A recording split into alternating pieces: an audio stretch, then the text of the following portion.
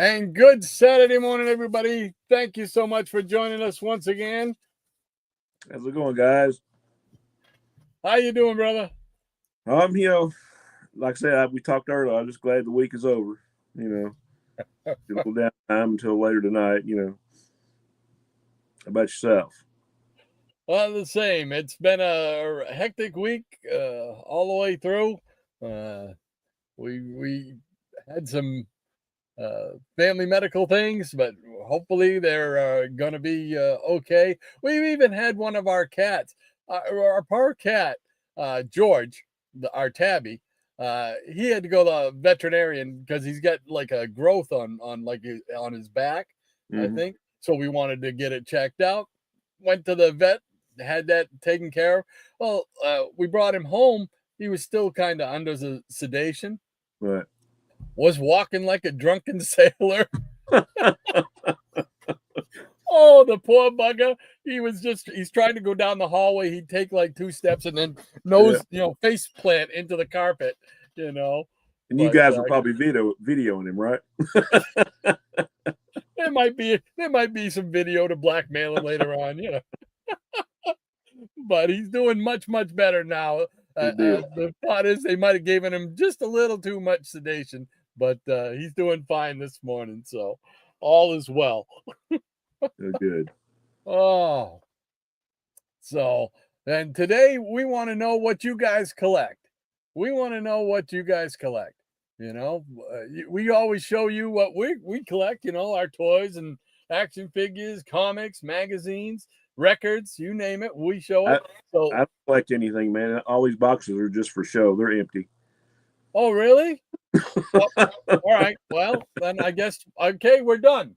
That's a wrap. Credits. So yeah, we want to know what the Peanut Gallery collects. Let us know what your favorite things are to collect. We're always interested. You guys are the show, as we always say. So let's bring them in right now. Hold on, let me get rid of this here. Working with the new StreamYard setup. Ooh. All right, let's try this. See if I can get it to go. The Peanut Gallery's on the run. We got the comics, you bring the fun. Saturday morning, time to cheer. Man, we're glad you're here. North, south, east, and west, Peanut Gallery, you're the best. All our friends, both far and near. Man, we're glad you're here. All right. Cool beans. All right. Well, let's get back up here. And let me get this off the screen. All right. And let's check out what's going on. We got Easy Comic Reader in there. How you doing, Mike? Hey, Mikey. He says, good morning, everyone. Big smiles. He says, I am very proud and honored to submit for your approval the Jackson Roykirk and ECR production. Oh, it's a collaboration here. To the tune of Born to be Wild by Steppenwolf. You told me it was Wild Thing. Yeah. I did, didn't I? I'm sorry. I knew the tune too. For some reason you're right. What do I know? Too much medication. Yeah, you got that right, brother. All right. So, what do you think? We ready to try this? All right, here we go. Here we go. And 1, 2, 3. Get your motor running. Head out to the comic shop. Looking for a good read. And whatever store comes my way. Hey, Mama, get this comic. Dr. Doom is at it again. Silver Surfer is there to help them explode into space. Oh, there we go. Great job, as always, Easy. I'm gonna start. Yeah, it is great. I'm going to start hooking my bass up again since I'm doubling this as my music practice area again. I can at least get the tune more in my head. Great job by both the Jackson Roykirk and Easy Comic Rita for providing this week's musical collaboration extravaganza. Thank you guys very, very much, as always. Great job. All right, and let's see here. Let's remove that, and I gotta find. I have to look these up now. I can't just load them in. So I have to look them up and then find them and then load them in. So we want to load it. Whoops, wrong one. Where is it? Where is it? Where is it? There we go. All right. Here we go.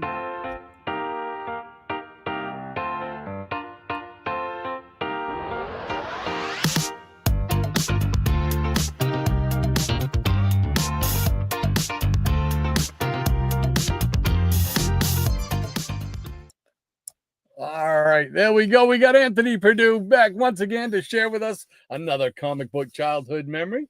Oh, let's see what he was a highlight. Let's see what he has to say. He says, "Good morning, Peanut Peers. It was a panel from an early JLA adventure that appeared in a 25-cent giant reprint issue that left an impression on me. Oh, I already like it. Oh, yeah. 25-cent giant. Yeah, well, yeah. GL had rescued his teammates and was telling them how he did it, and he was talking Wonder Woman and was looking at GL admiringly. And being a kid, that's how I wanted to be looked at by girls. I had a crush on. Sometimes I did try to stand heroically like GL in that panel when I would respond to a question in class." I'm picturing that right now. Oh, okay. Let's see. Hold on. We got Scotty snuck one in there, but hold on. Let me find it. There we go. Okay. Whether or not it worked for me, I can't really say, but that panel was an inspiration for me while I was in grade school. Comic strips are cherished collection. Yes, they are. Absolutely. He says, "Of late, I have a great interest in the single panel cartoons, both the humor ones and the informative ones, like Ripley's Believe It or Not, among others." Nice. Cool. I remember that. It used to be in the Sunday Funnies. Ripley's Believe It or Not. Yeah. Wow.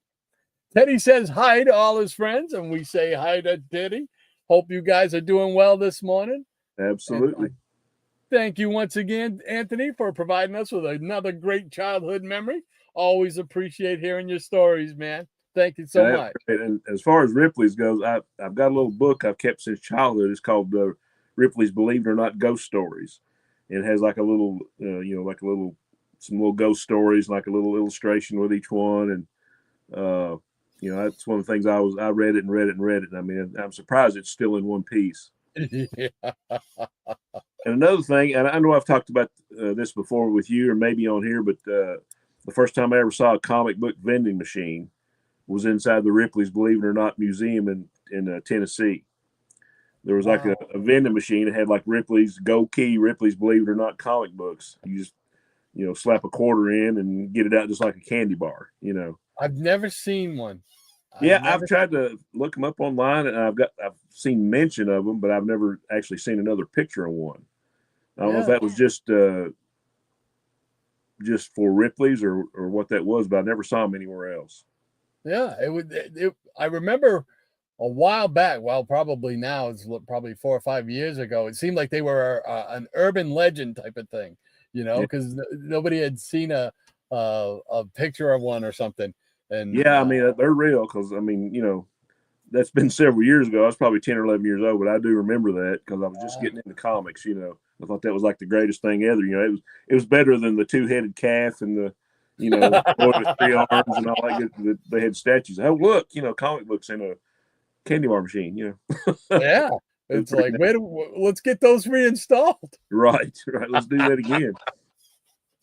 I can see right now, the change will get stuck and the comic won't come out. Will be, give me my money, man. Oh no, and the cover gets right.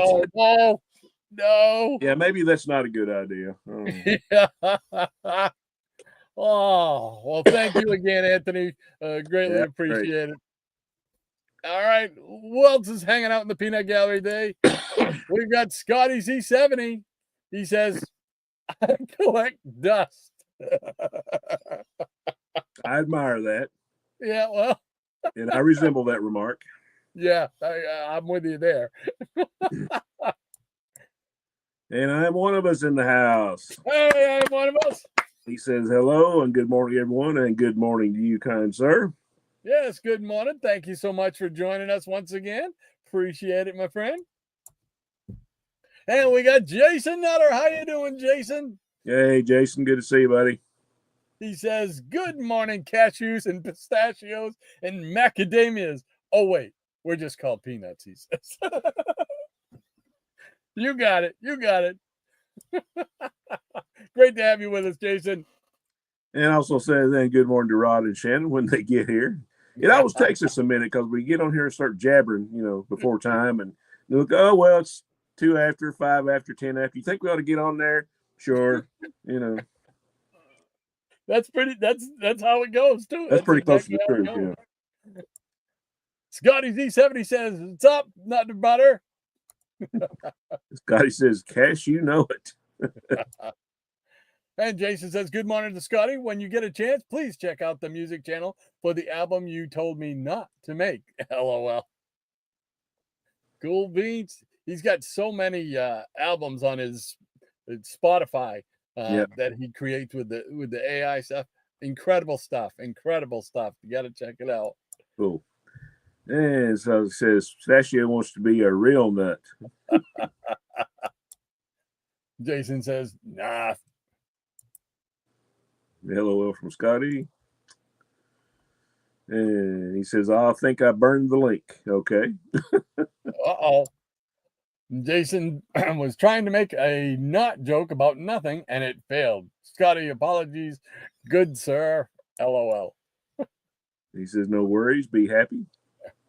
Don't worry. Be happy. Jason also says, Andrew, as I came into watching the show later than the rest of you, has versions of CBMS to the tune of YMCA been done? I don't believe so. I hope not. And Scotty's like, wow, I've been listening to too much 80s music.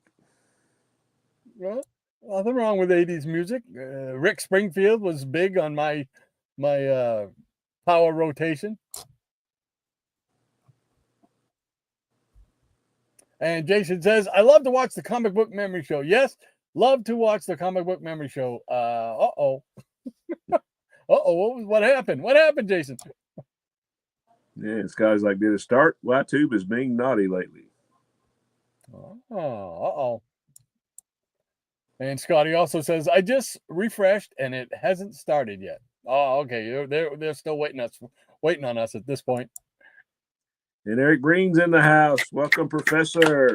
How you doing, Professor? And he says, oh, Rod's trying to broadcast from the microwave again. He knows me too well. He does, doesn't he? Yeah. And Scotty says, did Rod get grounded by his wife for going too long last week? Oh, no, it was close, but we still made it. I was waiting for that big hook to come out like it is in cartoons and yank him off the stage, If she had one, it would have happened. Yeah. And D. Jackson Roy Kirk is in the house. Welcome, Jackson. Hey, Jackson.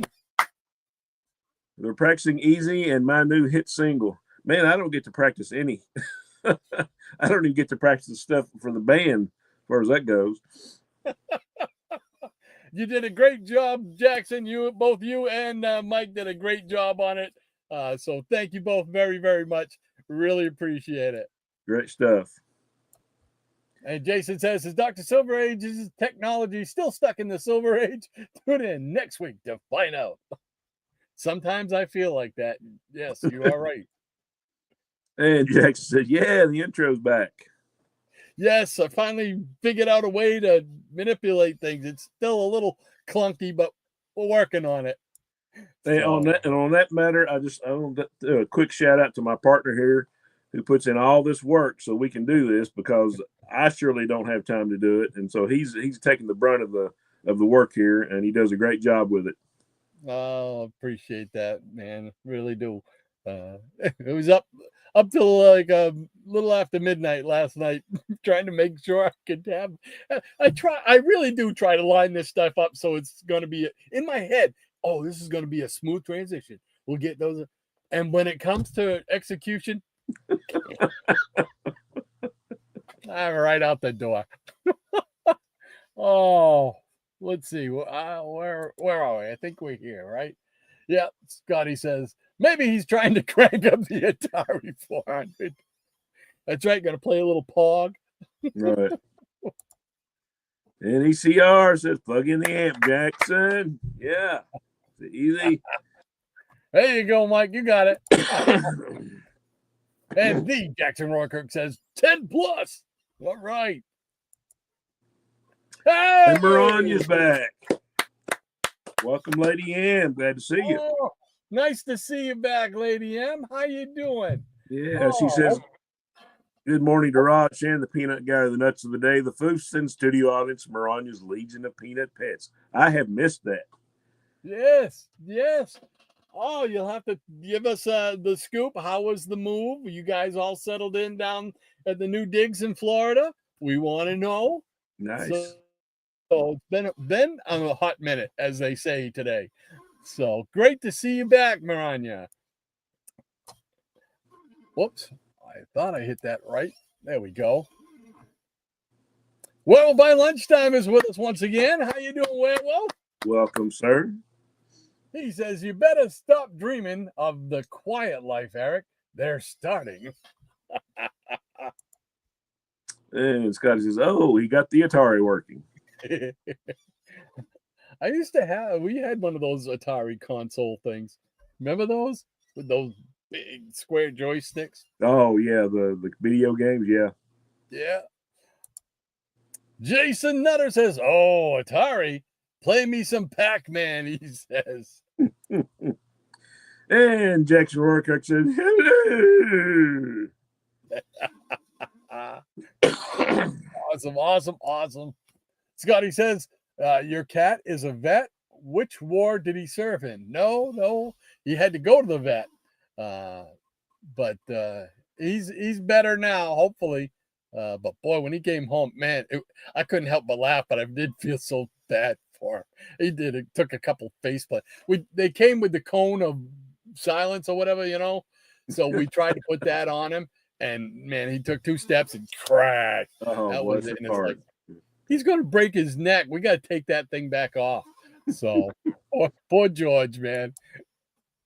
And Jason says Marania's back. That's better than a Spider-Man guest star. It certainly is.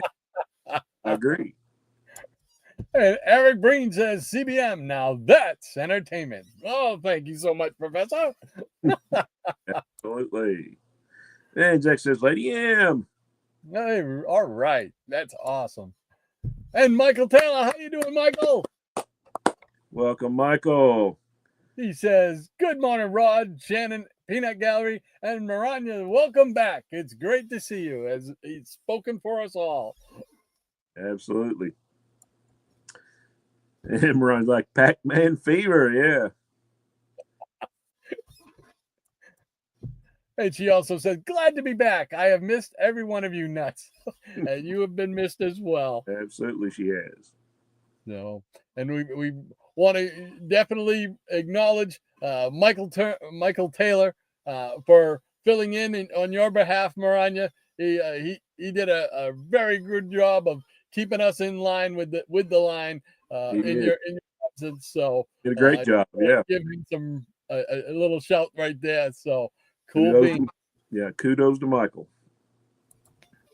Scotty says, I am a swamp collector.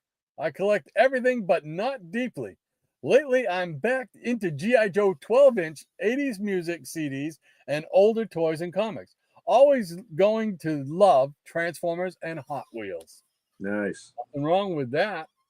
Yeah, I got a friend of mine at work. He's him and his son both are big Hot Wheels collectors. Oh, yeah? Yeah.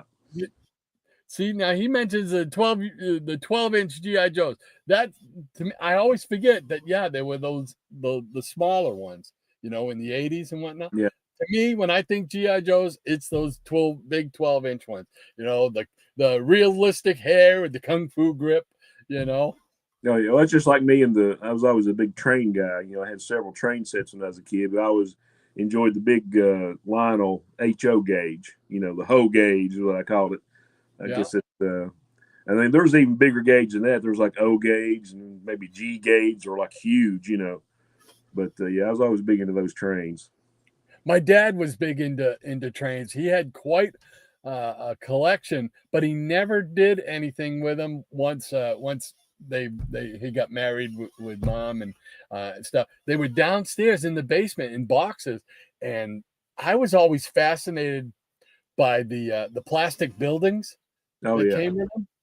And eventually we basically broke into the boxes and took all these things out, because we used to have what we called, it was just called the sand pile, and it was just like a flat area where they had put some dirt for us to play. We'd go out and play with our cars and GI Joes, whatever. But we brought those buildings up. It added a whole new dimension to playing in the sand pile. Yeah, I tell you what I did. I had I got a train set one Christmas, and it was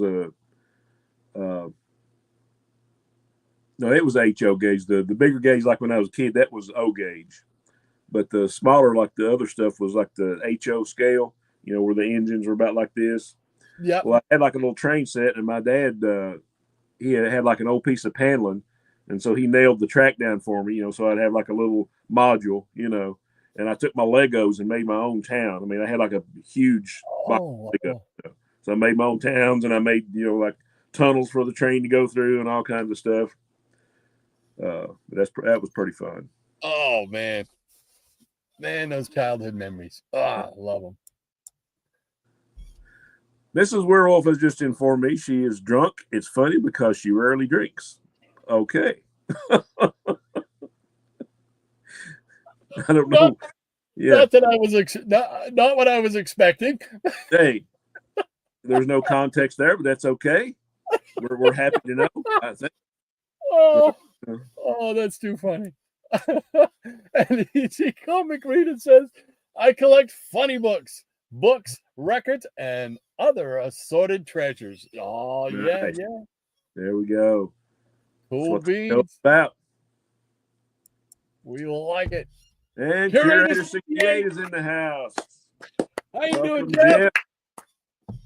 Always glad to see you. Yeah, I just saw where he sent me a bunch of photos to my Facebook Messenger. He's always sending me all this cool stuff to watch. So I'll as soon as I get off here, Jeff, I'll be able to look at all that great stuff. And he's been doing some more art, man. And we talked about the little floating heads picture he did, which was awesome. Yeah, he's been doing a lot of great artwork.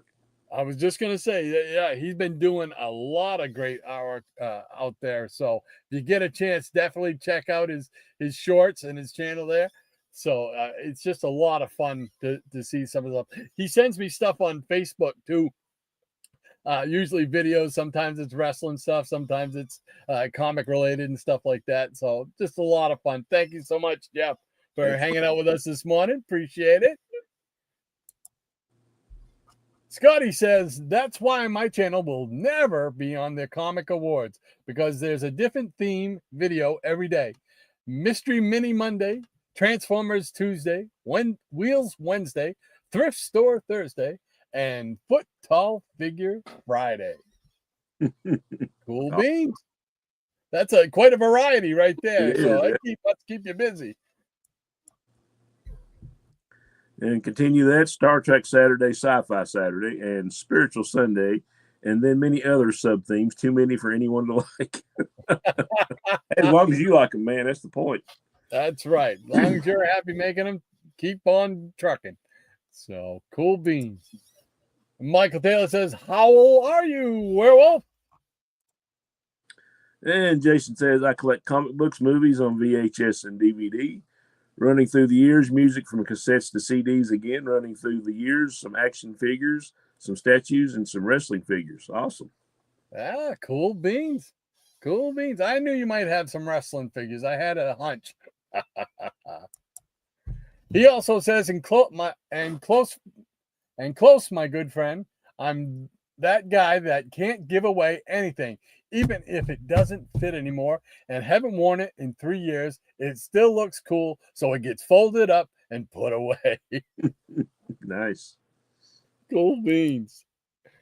And this guy says, no laser discs, Jason Nutter, but yeah, my thrift store Thursdays have many VHS and DVDs, I find. Yeah, I still got like big plastic totes full of old VHS. Like, still got all my original Planet of the Apes movies on VHS. I've got the Monkeys on VHS where they had them in a VHS set. It's just Star Wars, the original VHS. So I got a little bit of everything. Oh, I didn't buy a whole lot of like movie VHS stuff, but I did buy a lot of wrestling VHS stuff.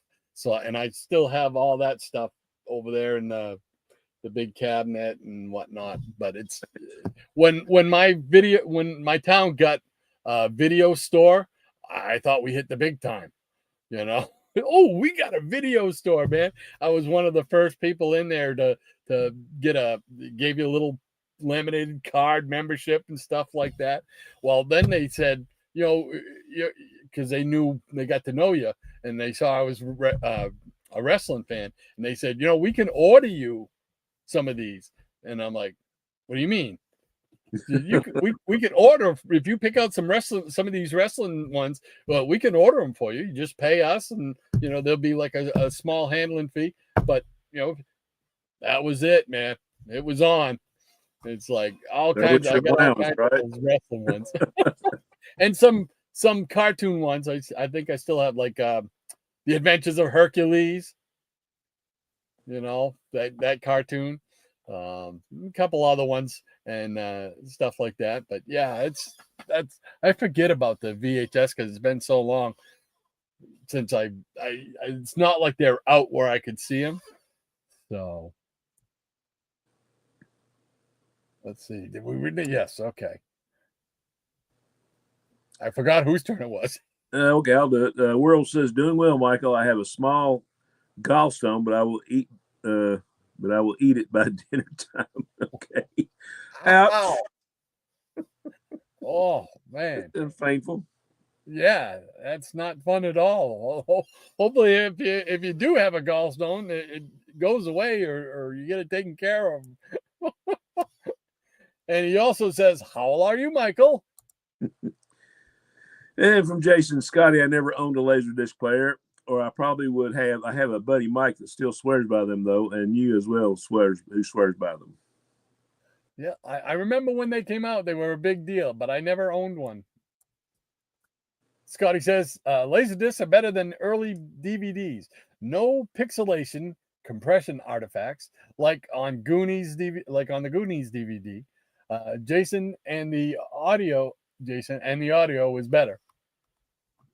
Yeah, I don't think I've ever even watched a Laserdisc at anybody's house. No, actually, when me and my wife went to a flea market here a few weeks ago, we actually saw a disc player and a bunch of laser discs, you know, in the original package and everything. So it's pretty cool.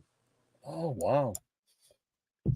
And Ron says, one of my comic book memories is a panel that haunted me for years. It was of Spider-Man's lamenting that he was paralyzed, just his head and shoulders, as I recall. Ooh. I'm trying to remember that. Not that I have any. Doesn't it? And Michael Taylor says, doing good. Thanks, Werewolf.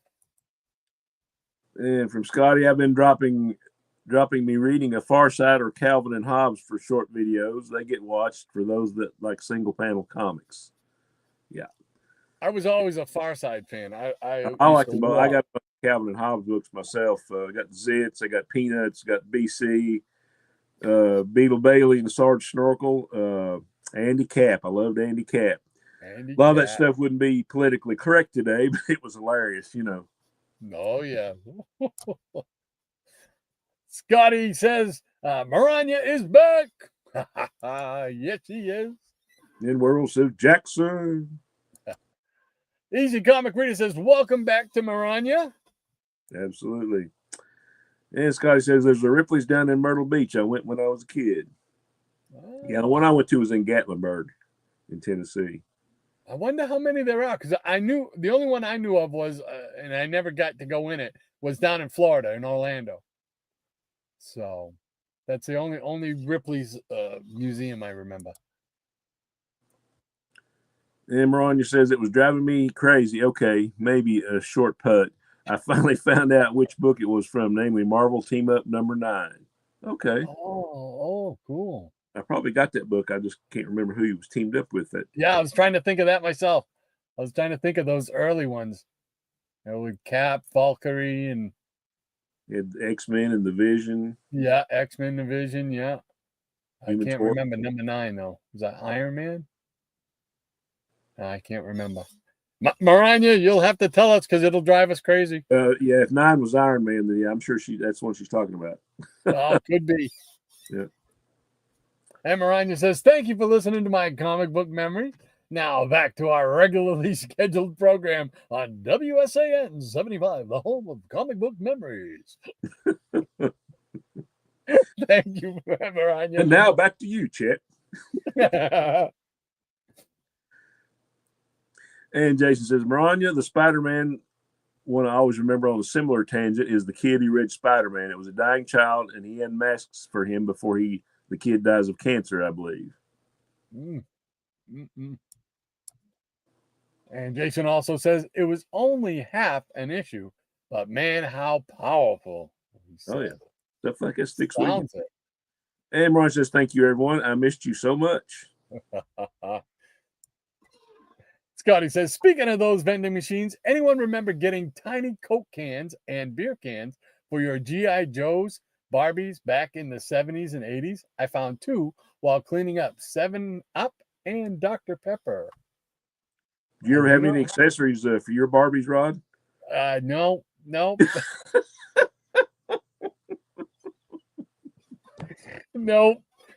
She couldn't handle the G.I. Joe life, so they all left.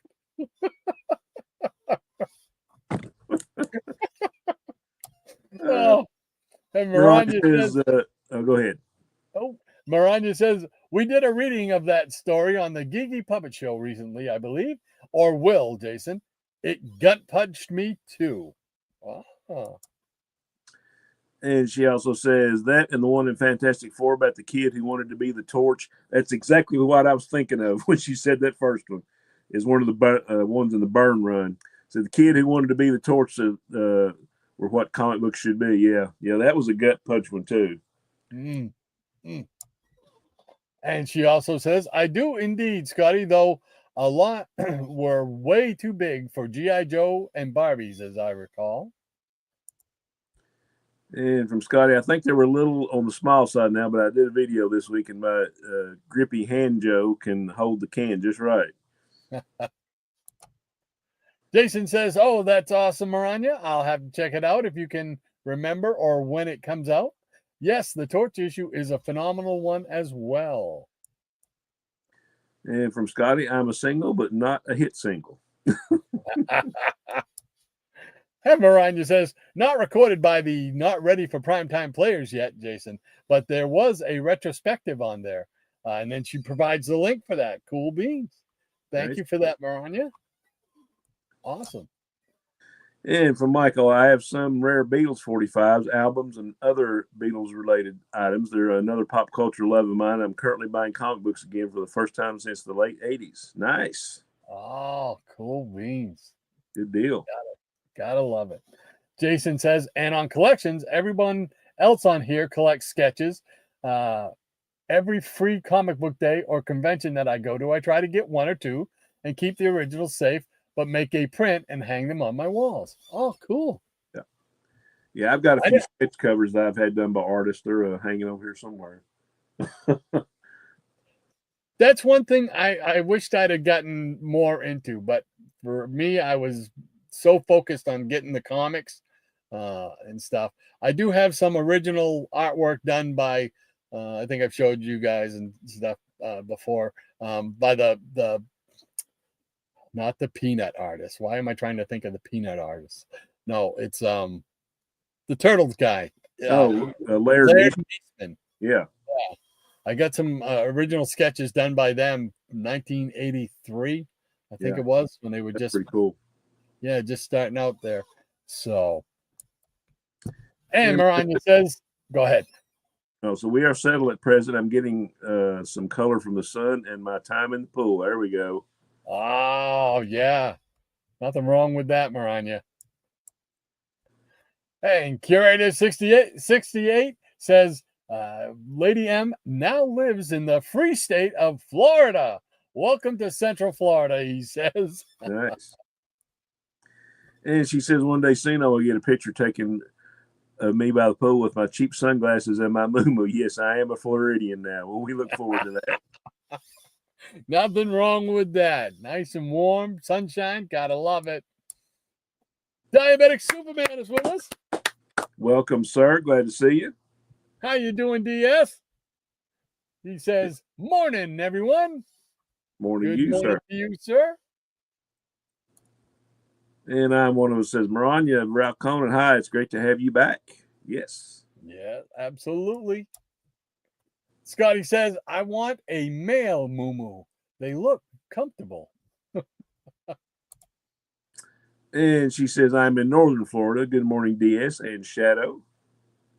Oh, cool beans. Jason says, hope Floridians be crazy. Don't be joining in, LOL. Stay a sane New Englander who's visiting Florida.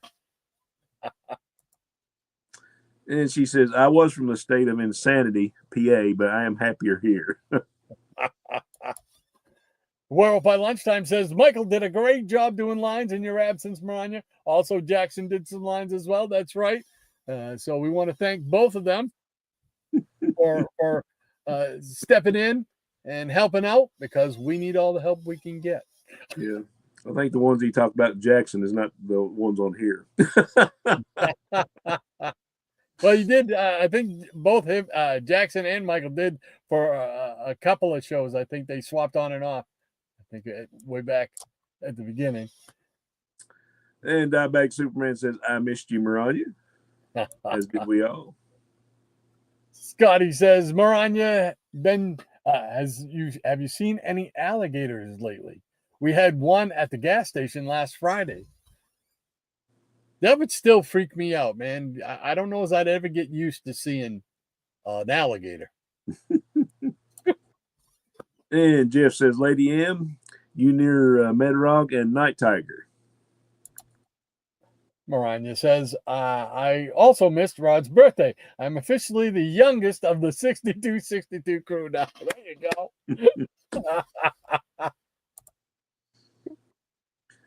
And Jeff says, 12-inch G.I. Joe, one of the mid-70s, was my jam. Yeah, cool beans. Mike Taylor says, I had the first generation of G.I. Joes in the 70s. Yeah, me too. And from Scotty, yeah, the G.I. Joes became 12-inch again in 1982 to 2004-ish. Well, yeah, I think they did like reproductions of some of their stuff at that point, like the Spaceman and stuff like that, if I remember correctly. Because I wanted to get the Spaceman one. I still want to get a vintage space capsule. That was one of my favorite toys as a kid. Cool. That space capsule was neat. Jason Nutter says, Pennsylvania insane? I thought it was the home of chocolate, he says. Speaking of Pennsylvania, I had a good phone conversation with our friend Dr. Von Schiller the other day. Oh, cool. Yeah. We talked. How's he doing? He's doing okay. We just kind of cracked each other up. You know, I was stuck in traffic coming home as usual on my hour and a half ride back. And I'm sure you don't miss that, do you, Rod? Not at all. Not at all. So we had a good conversation, and a big shout out to the doctor who told me he's been selling his collection. He is down to 2 long boxes. Wow. Yeah. Holy cow. Okay, Maranya says the members of that club are Eric, Rod, and my husband and me. 62-62, baby. She also says, yes, it is the home of chocolate and awesome Amish bacon. But otherwise, Pennsylvania is full of nut burgers. I'm so glad to escape that. Have you seen any of the footage from, like, what was it? I think it's Kensington Ave, a place called Kensington Ave, with people standing around. I guess it's something to do with the fentanyl thing, and No, people are just standing around like they're zombies. haven't It's seen really that. sad. It's very, very sad. And from Scotty, I have a picture of me from Christmas 1971 holding my first G.I. Joe, 12-inch blonde fuzzy beard and hair. My mom said I took that with everywhere with me. That's cool. Nice. And There he speaking of is. Dr. Bonchilla, Just talking about it. Yeah. he says, "Howdy, y'all. Glad to be back. I spent the last 4 hours watching videos about particle physics.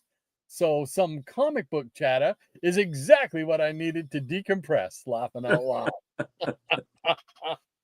Yeah, that's a big jump right there. So you'll definitely decompress here. Yeah, no problems with that. Oh, great to Oh, see and you, man. August Acetic is in the house. Welcome, Hey, sir. Greetings, Yeah, Rod what- Shannon, and welcome back, Maranya. Absolutely. cool beans. Great to see you, Double A. Michael Taylor says hi to John. Great to see you, he says. And Maranya says, I inherited my brother's G.I. Joes growing up. He had the redhead and dark-haired bearded and the clean-shaved dark-haired ones. My Barbies preferred them to Wimpy Kid because she wanted a manly man. That's right. Bad. And Jeff also says, thank you, gentlemen. Oh, thank you. Thank You're you. welcome. Very cool stuff you're doing, Jeff. Yeah.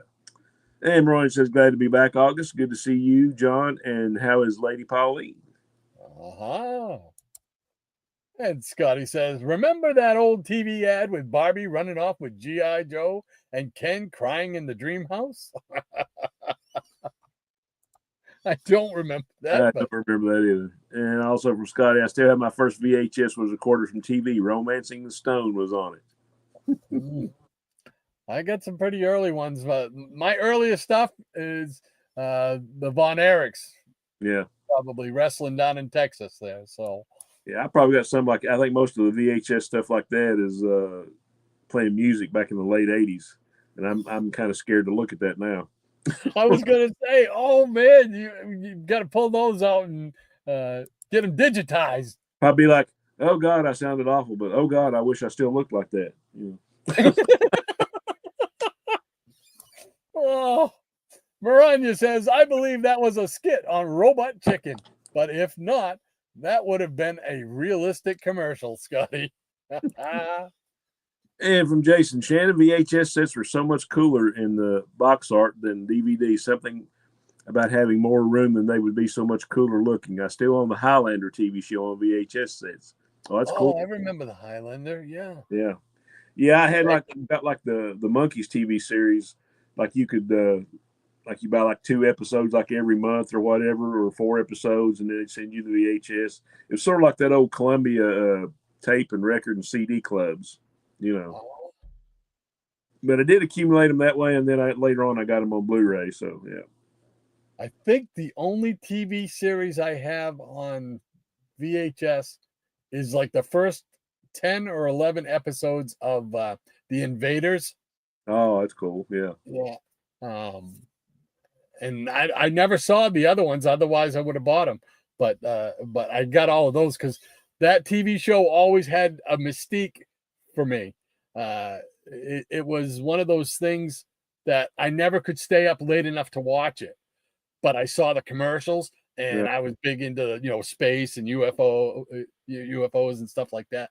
But I couldn't stay up to watch it. So when I could get it, I'm like, yes, I still record it now every week. I record. It's a constant loop of recording it on my DVR on the cable system.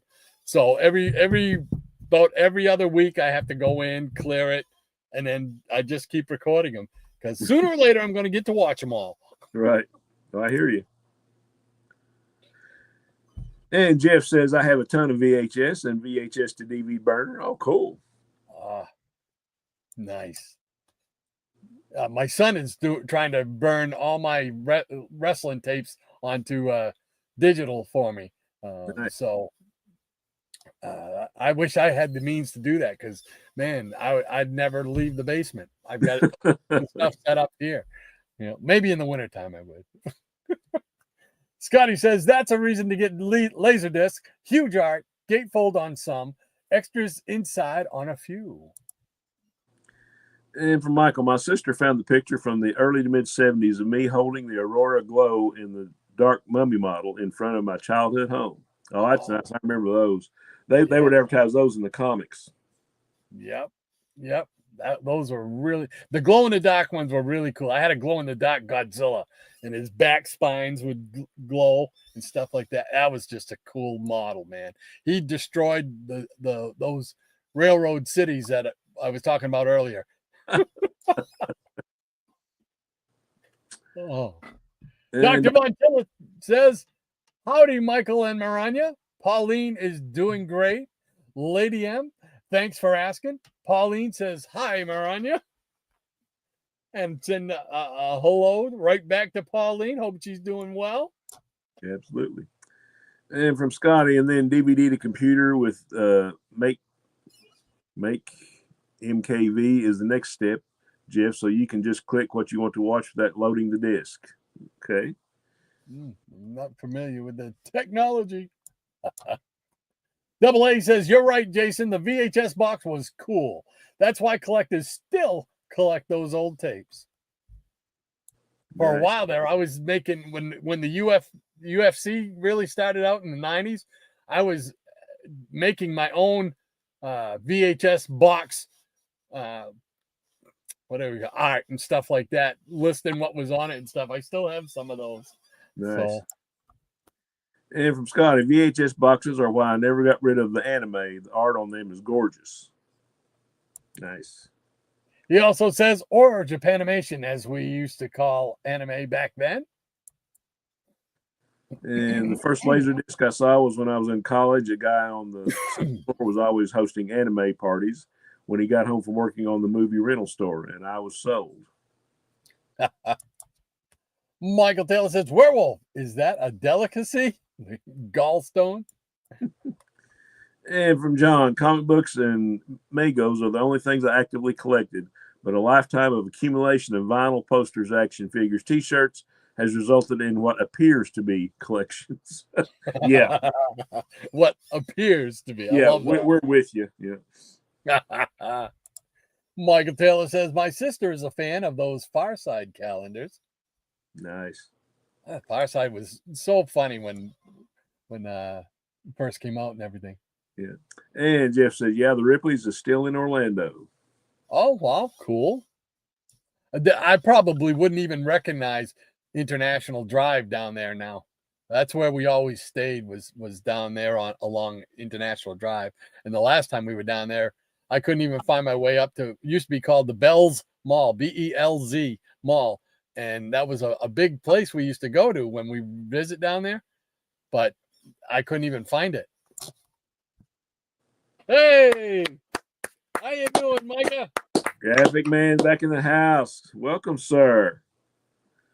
He said, hello, all back from camping and not sunburned. Total success. Awesome. It's a win-win. Good for you, Micah. Werewolf by Lunchtime says, when I'm hungry, everything is a delicacy, Michael. And from Scotty, 8-inch, I collect them when I can find them, Dr. Vonchill, but they seem to be dormant again. I'd love to get some of the Migos, but unfortunately I just buy the newer. Oh, yeah. Those are cool. Bird. So. Micah Taylor says, hi, Micah. Great to see you. Oh, did I skip? I think you skipped one. There you go. Yeah, there we go. Sorry, Jackson. He's saying, hey, Graphic Man. And Graphic Man, he's got stars in his eyes. And from Scotty, Torch, Burn Run. I see what you did there. Yep. Mariah says, hey there, Micah. I'm working on getting my freckles to merge into a decent tan here in Florida. Maybe someday, she says. We will look forward to the results. There you go. And from Dr. Vonchella to Scotty, yep, the 8-inch figures at the peak of my collection, circa 2005. I had 125 plus figures. Wow. In the early 2000s, I was very active on the Mego forum. My handle was T1 Clegg. Holy cow. Nice. Cool. And Michael Taylor says, John, I had a lot of those of the Migos. I had the rare removable cowl Batman in the 70s. Yes, sir. Me too. Nice. Me too. I wish I still had it, but. And from Jason, the follow-up torch issue where Spider-Man pep talks him at the Statue of Liberty is really good too, Maranya. I don't remember the issue, but I know it's not the Burn run. And Scotty says, whoa, I never had that many Dr. Vonchilla, but I still have some from my childhood. The Wicked Witch of Oz became my She-Hulk.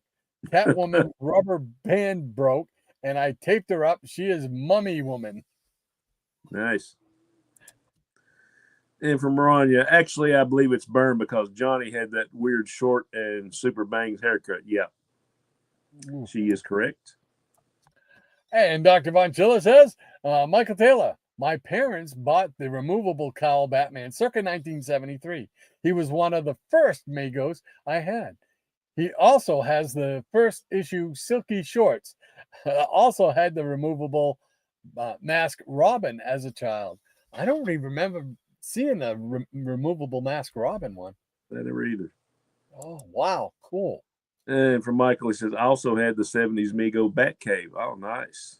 Yeah. You guys had all the cool toys. Yeah, nice. Omega Dread, how are you, sir? Great to have you with us. Welcome, sir. He says, Buenos dias, muchachos.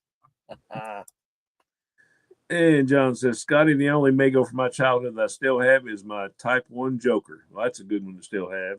Oh, nice. Mike Phil says, like everyone, I wish I had all my childhood stuff still. Yeah. I'm right there with you. And from Jason, the follow-up issue I thought was in the 90s was Burn still on this book. We might have to use the Google machine for that. And I think that, I don't know about the follow-up, but the original was like in the 80s. Michael Taylor says, very cool, John. And Dr. Vonchella says, Shannon is the proud owner of my childhood Mego Cornelius. I certainly am. He's right across from me over here. Oh, wow. On the 8th shelf. Cool beans. Yeah. Maranya says, ¿Cómo estás, Omega? And from Scotty, oops, I meant the 1992 to 2004 of 12-inch. The first 12-inch was Duke, a Target exclusive. Double A, he says, speaking of Ripley's, I have some of those paperbacks. One of them has the real-life elastic skin man, which I think was what inspired Jack Cole to create Plastic Man. Oh, interesting factoid. I like that. Yeah, I like it. And from Werewolf, we have killer spiders and snakes at work, but that's Australia for you.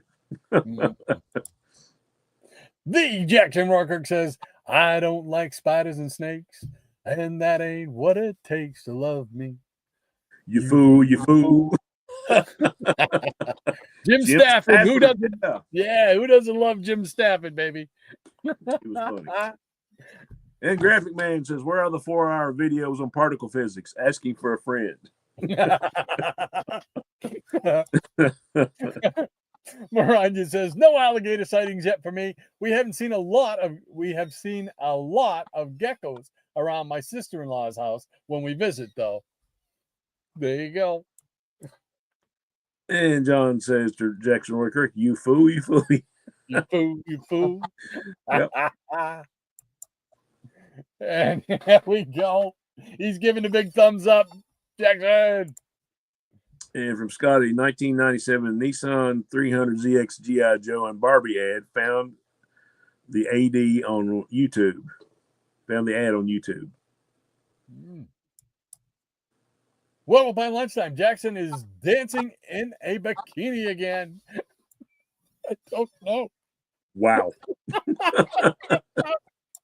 Oh. Mariah says, Jim Stafford Classic, Jackson. I will be giving you the mailing address soon for any care packages. She also says, I do not need that visual, werewolf. Rico needs to ride herd on you.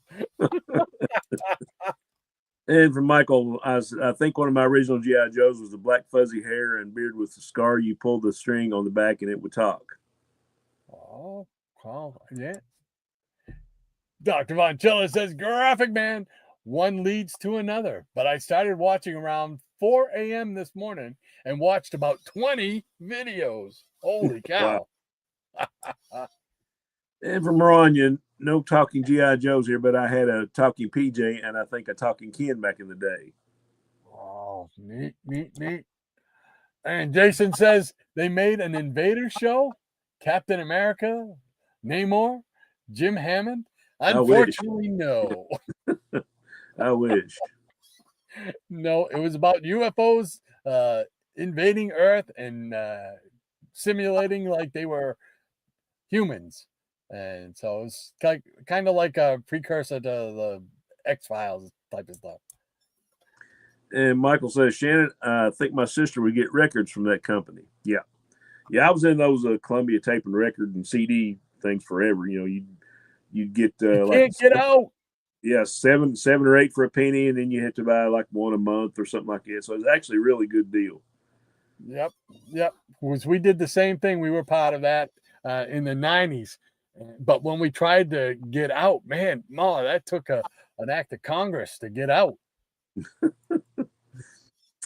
And Ron says, I wish, Jason, the sci-fi type show wasn't nearly as cool as that. Scotty says, there's a talking Ken doll. How does he get a word in with talking Barbie in the same room? And then we go to the mall and buy some new shoes and get our nails done. And Double A says, when Jason mentioned Highlander with his samurai sword, it makes me wonder why that movie character Captain Kronos has a samurai sword. I know how Highlander got his, but not Kronos. Do you know? I do not.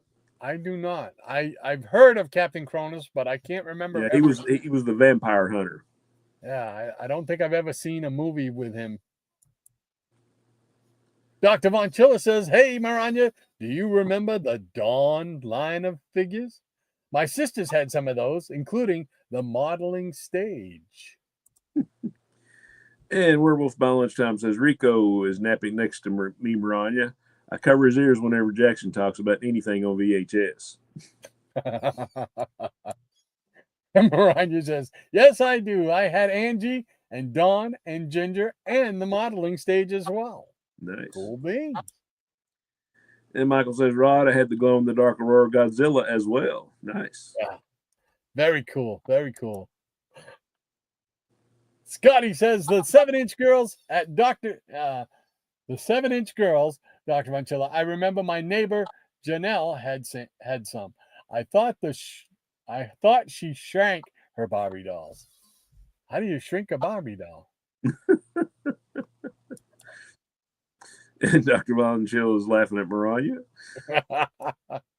Mariah says, Angie was my favorite for a few reasons. I like the dark-haired and eyed dolls. Still do. There you go. And Jay says, I'm not sure, August. Someone here will find out for you, though. And V. Jackson Roykirk says, when do I stop talking VHS? And Mariah says, I also had Gary and the tan-haired guys. And Jason says, and there's another one of my small collections, Rod. I have 3 swords, a replica of the Highlander movie sword, a replica of the Highlander TV show sword, and the McLeod Claymore. Cool beans. I think I have one sword, and it's just like it's not a replica from any TV show. It's just like a metal sword, like a medieval type of sword. I've had that since the early 80s. Holy cow. And Dr. Von Chilla says, those are the ones, Scotty. There you go. The Jackson Roykirk says, ooh, love the Highlander TV show and swords. Yeah, there can only be one. There can only be one. And Werewolf says, Legion of Super Pets. Yeah, I wish I could play them. I can't get to them to play the thing because of the new system with Yardstream or StreamYard, whatever. Double A says, now that you mentioned the Claymore, Jason, I remember on the 60s Star Trek when Scotty used a Claymore. That was the episode Day of the Dove, remember? I do. Mm-hmm. And Higgy Pop's in the house.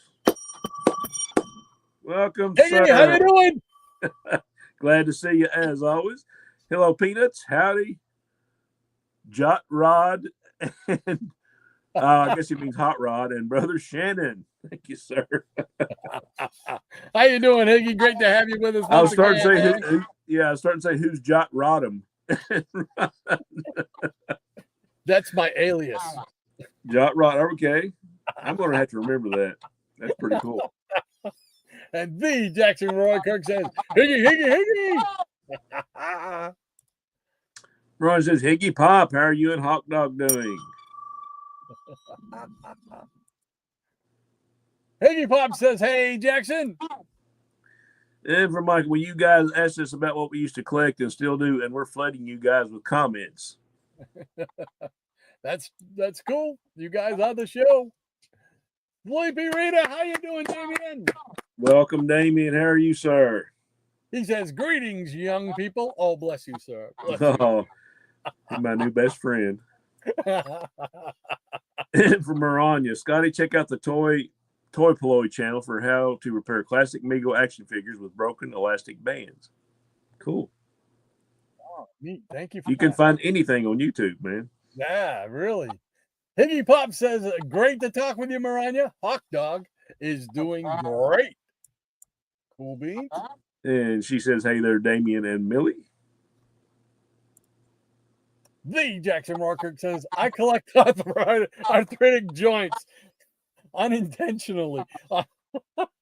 Well, you got to join our group then. Yeah, that is a thing. Oh, man. And from Michael, yes, John, I remember when Shannon showed it off in the video. Very cool. Talking about the Cornelius figure. Yeah. Nice. He's right up there on the top. Sleepy Rita says, try not to get the whole set, Jackson. And he also says, hi, Maranya. Millie is meowing for attention. Oh, Millie. Jason says, yes, Jackson, big Highlander fan here. I've owned the 2 Catania replicas since the original show. The Claymore I bought off of eBay about 4 months ago. Nice. Awesome, awesome, awesome. And from Scotty, do those geckos try to save you in your car insurance? I was going to say something. I said, I'm just going to save it because I know somebody else will. Dr. Von Chilla says, Maranya, I restrung more Migos than I can remember, he says. And she says, me and my mister are collecting a few of those arthritic joints ourselves, Jackson. Yeah. Oh, yeah. Understood. And the Jackson Rourke says, right, Sleepy. And Rob Harrison is here. Hey, Bob. How you doing, Bob? And he says, I collect everything. He's one of us. That's it. That's it. Welcome aboard, Robert. Dr. Bonchilla says, howdy, Damien. How you doing, old man? And he says, I'm good. You and you young whippersnapper, Bonchilla. And Miranda says, hey there to Robert. And we have a pause in honor of Pop and Cat Murdoch. Cool beans. What do you say there, brother? You want to show some books? Yeah, I can show some books. All righty. Pulled the stuff out of the Marvel box, a little mishmash of stuff. How about some Marvel Westerns? Ringo Kid. Late Bronze Age, late Silver Age, early Bronze Age, I guess. Ringo Kid #1. Very cool cover. Yeah. And Ringo Kid #2.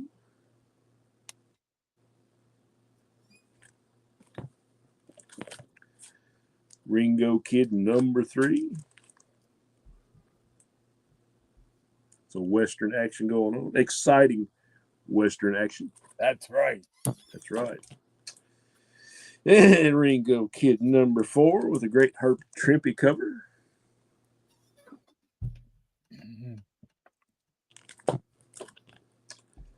#5. This looks like another Trimpe cover. I always like when they have the shootouts in the Gulch.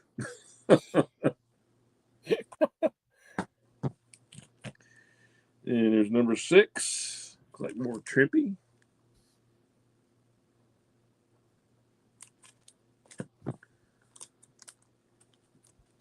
I know Rod, he doesn't like these Westerns at all. Ain't you got No. And more exciting Western action with #7, another Herb Trimpe masterpiece. Nice. Well, here we go. I love this. Like I say, these the falling into the river and the gulch and the falling off the cliff. You gotta love those. You say, how did they live through that? This is #10. And there's the bridge. Anytime I see something like that, it reminds me of that scene in McKenna's Gold. You've seen that movie? Oh, a long time ago. Oh, yeah. And they're like walking the horses across this big gulch on this rickety bridge. And you can tell it's like little action figures on part of it. Oh, no. Yeah. But I still love that movie. That's my favorite Western. You mean that's not the Bridge of Death from the Monty Python Holy Grail? You would think so, but it's not. Here we go, #12, 25-cent square-bound giant. Oh, yes. John Severin, yeah. Picture frame cover also. This book has everything going for it. That's it. It's hitting all the checks. Yeah. And here we have 20-cent covers. Ringo Kid #13. Another picture frame masterpiece. Hostage at Fort Cheyenne. And here's #16. Covered by Ayers and Coletta. Another picture frame. Nice. And here's a better copy of 16. And here's #18. And I think Dr. Von Schiller will recognize this one. This is a Gil Kane masterpiece. Yes. From the collection of Dr. Von Schiller. I was talking to him the other day, and I said I remember buying books on eBay where he had that stamp on the back, and I said now it's where I've got them all together. I can't remember which ones he gifted me, which ones I bought from him, and which ones but it don't matter. I said they're all in the A-OK box, or soon shall be, because I haven't got to go through this box yet. But yeah, but as a Dr. Von Schiller book, I mean, look at the condition of this thing, man. Whoa, nice. The big Gil Kane signature. You too, Micah. And here's #6. Another Gil Kane masterpiece.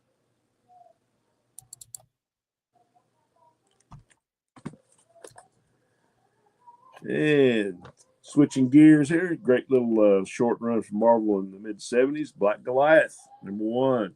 Oh, nice. Yeah, I love this character. Need to bag and board and rebag and board some of these. Here's #2. Fighting the Atom Smasher. Not the Atom Smasher I know, but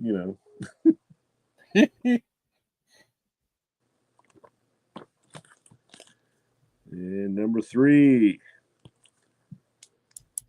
Fighting Vulcan. Not the Vulcan that I know. There's 3 or 4 different versions of Vulcan. There's this version, the DC version, the Charlton version. Yeah. The Charlton version was son of Vulcan, right? Right. There we go. And here we have, this is my childhood copy, obviously, of #4. 1976, Chris Claremont is the author. Rich Buckler and Don Heck. That's an odd little combo, but hey, 2 great artists in one book.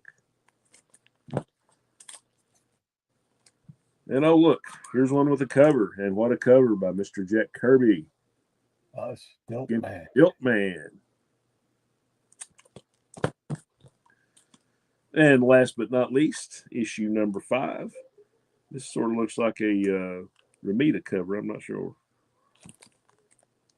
But a great little series. Pretty easy on the pocketbook, if I remember. Hmm. And here we have a Marvel Comics Collector's Edition from 7-Eleven. Together for the first time, Spider-Man, Captain America, the Incredible Hulk, and Spider-Woman. Neat. Yep. Versus the Enchantress, the Wizard, Rhino, and the Trapster. That's cool. 7-Eleven special. Yeah, heard there's a Trapster movie coming out soon. Not really. He's cut, Pete. Yeah, Paste Pot Pete. It's a team-up movie. Here we have first issue of Red Sonja. Number 1. She-Devil with a sword. I don't know.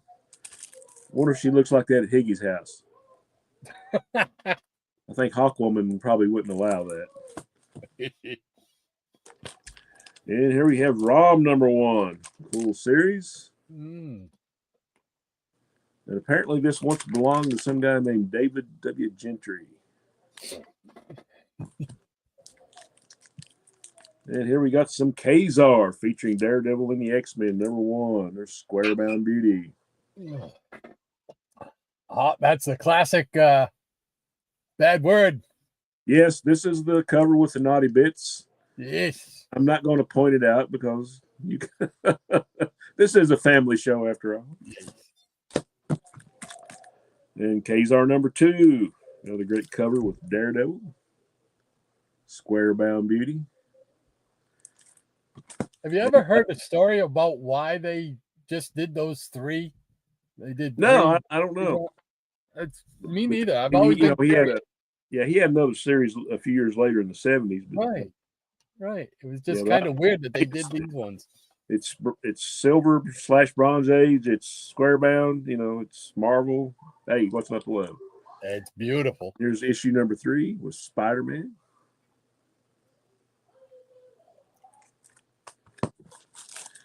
And how about some war comics? Hey, bring it on. War is Hell number 1. Nice. Good stuff. And here's a great cover on number 2. John Severin. Need to rebag this, and I think it's still got like the original price. Same thing with this one, number 3, another John Severin masterpiece. Just look at the detail. Great stuff. Black background. I think this is probably the only one I had from childhood. It's pretty beat up. Number 5. I don't know why it's in Mylar. I don't know. And here's a cool cover. Looks pretty good shape. There's number 7, Sergeant Fury, War is Hell.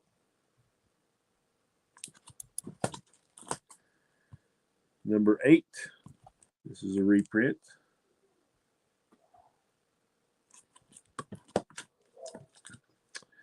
And number 9, and this is from Mr. Gil Kane. And this is actually a key issue. This is the first appearance of Death in comics, or Marvel Comics anyway. So it's going to be a few more bucks. And only fitting, drawn by Gil Kane. Yep. Another Gil Kane cover, number 13.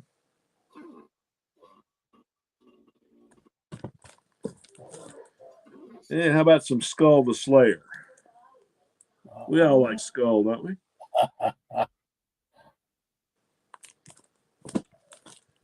Number 2. I think I just need 1 or 2 issues to complete this one. This ran like 8 issues. Is that right? Oh, I think I couldn't tell you because I know I've only got like I think 2 issues of it. Yeah. This cover is by Buscema and Esposito, number 6. So I'm missing 3, 4, and 5. Cool. And here's number 7, Dungeon of Blood.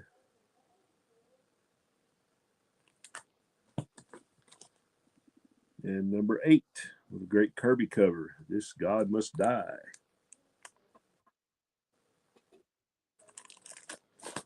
So, yes, issue 3, 4, and 5. And I know you've got this one. Oh, yes. Hex Dawson, Gunslinger. Great Steranko cover. I was going to say, that's the Steranko. That might be the one I get signed next year if I get the chance to go. And here's a great Gil Kane cover when they switched it to just the Gunslinger title. This was only 2 issues of this, right? I think wasn't it 3? Was it 2 or 3? Yeah, I think it was 3. Okay. And how about some Spider-Man, or not Spider-Man, Spider-Woman, number 1. Oh, nice. I always liked Spider-Woman. The first time I ever read any of her, they collected like the early issues in the paperback, and I've got it on the shelf. But I love those stories. I think, did she start like in Marvel Spotlight or Marvel Premiere somewhere? Yeah, I want to say it was Spotlight, but I could be wrong. Yeah, I've got it, but I can't remember which title it was. Was it Nick Fury in there too, or something? Why not have 2 if you can have 1? There you go. Have 2 of number 1. Yeah. And here's number 2. Great cover. This was a gift, an AOK from our friend Higgy. Thank you again. Very nice. And another gift from our friend Higgy, number 3, against Brother Grant. Very cool. Yeah, what else we got here? Number 6. I'd like to have a better copy of this. I love this cover. Against Werewolf by Night. Very cool cover. Yeah. And here's number 8. Cover by Carmine Infantino and Steve Lealoa. This was part of the storylines that was in the paperback I've got, because I definitely remember this panel. And this is a childhood copy, looks like, coming apart. Number 18, Sins of the Flesh. Mm. And another Higgy AOK. Number 20 was Spider-Man. Yeah. Very neat. And here's number 25. Eeny, meeny, miny, mo. One Spider-Woman will have to go. Not making it up. It's on the cover. That's it. Okay, the last one, number 27, Spider-Woman battles the Enforcer. There we go. Oh, cool beans. Great stuff. Thank you, sir. Great stuff. All right. Here we go. And we got the pause line. Thank you once again, Maranya. Appreciate Appreciate that. it. Thank you. Keeping us in line. Thank you once again. And Jason says the trick, Shannon, afterwards was to buy the cheapest regular price CDs you could from them. That's how I got around to buying it regular price from the Columbia House. That's exactly the way you did it. And Dr. Valenchill sound howdy to Bob. And for Michael, I had the big Jim Camper in the early 70s. Great toy. Oh, yeah. That was another one that was advertised in the comics. Early 70s, right? Yep. Whoops. There you go. Early 70s. Okay. And Jason, anybody else How I Met Your Mother fan when Rod said, let's go to the mall? It reminded me of the song, Let's Go to the Mall from the TV show. LOL. I've seen a few episodes. I never did really get in on the beginning of it. Yeah, my son was a big fan of it. And from Scotty, they made that into a Barbie van, and I have that one from a yard sale, Michael Taylor. It works for both. Aha, there you go. And from Jackson, Columbia House and BMG had great. I forgot about BMG. Yeah, had great sales. I got so many $1.99 CDs after completing my obligation. Yeah. And for Michael said, very cool, Scotty. Verania, fun fact, some of the Big Jim animals, namely the tiger and the falcon, were repurposed for the He-Man action figure line. Nice. Oh, yeah, I didn't know that. Cool. Cool little factoid. Yeah. And I just got a text from my son. He said, got the ticks. That means he's got the tickets for us to go see Superman tomorrow. Oh, cool. Him and my granddaughter and myself. It's going to be kind of an early show, 10:45. That's okay. I don't care. I'll forego sleep this weekend. So glad to hear that. And from Double A said, even the 1960s doll, Chatty Cathy, is an expensive collectible nowadays. Do you know if that was the very first talking doll? Lady M might know. I don't know. Yeah, I don't. I remember my sister had one of the Miss Beasley dolls, like from Buffy had on Family Affair. Mm-hmm. And then for I think it was either a birthday or a Christmas present just a few years ago, I got on eBay and I found her another one. Oh, really? Yeah, she was tickled. It was that and Holly Hobby. You remember Holly Hobby? I remember the name. I can't picture it, but I remember the name. Yeah, she says, I can't believe you found that. It's so great. So she still has it. At least That's cool. Yeah. That's awesome. Yeah. And Jason says, Rod, I'm in the middle of a Highlander rewatch with another friend, and we're on an episode that made me think of you because the guest star is none other than Hot Rod Roddy Piper. Oh, wow. Cool beans. Nice. Roddy Piper. Piper's Pit. And from Rania, I believe it was one of the first modern talking dolls, August. Let me check for sure, though. And from Bob, he says, I got a Shirley Temple doll. Awesome. Wow. Cool. And Michael says, I had the Gabriel Lone Ranger doll in the early 70s. Great box art of him getting ready to pull a gun from a holster. Anyone remember that toy? I do remember that toy. Never had it. No, I never had it. I can picture the box. So I remember seeing the box. Yeah, I really didn't, other than a few apes figures, I never really collected action figures like that when I was a kid. It was, other than comics, it was always like baseball cards.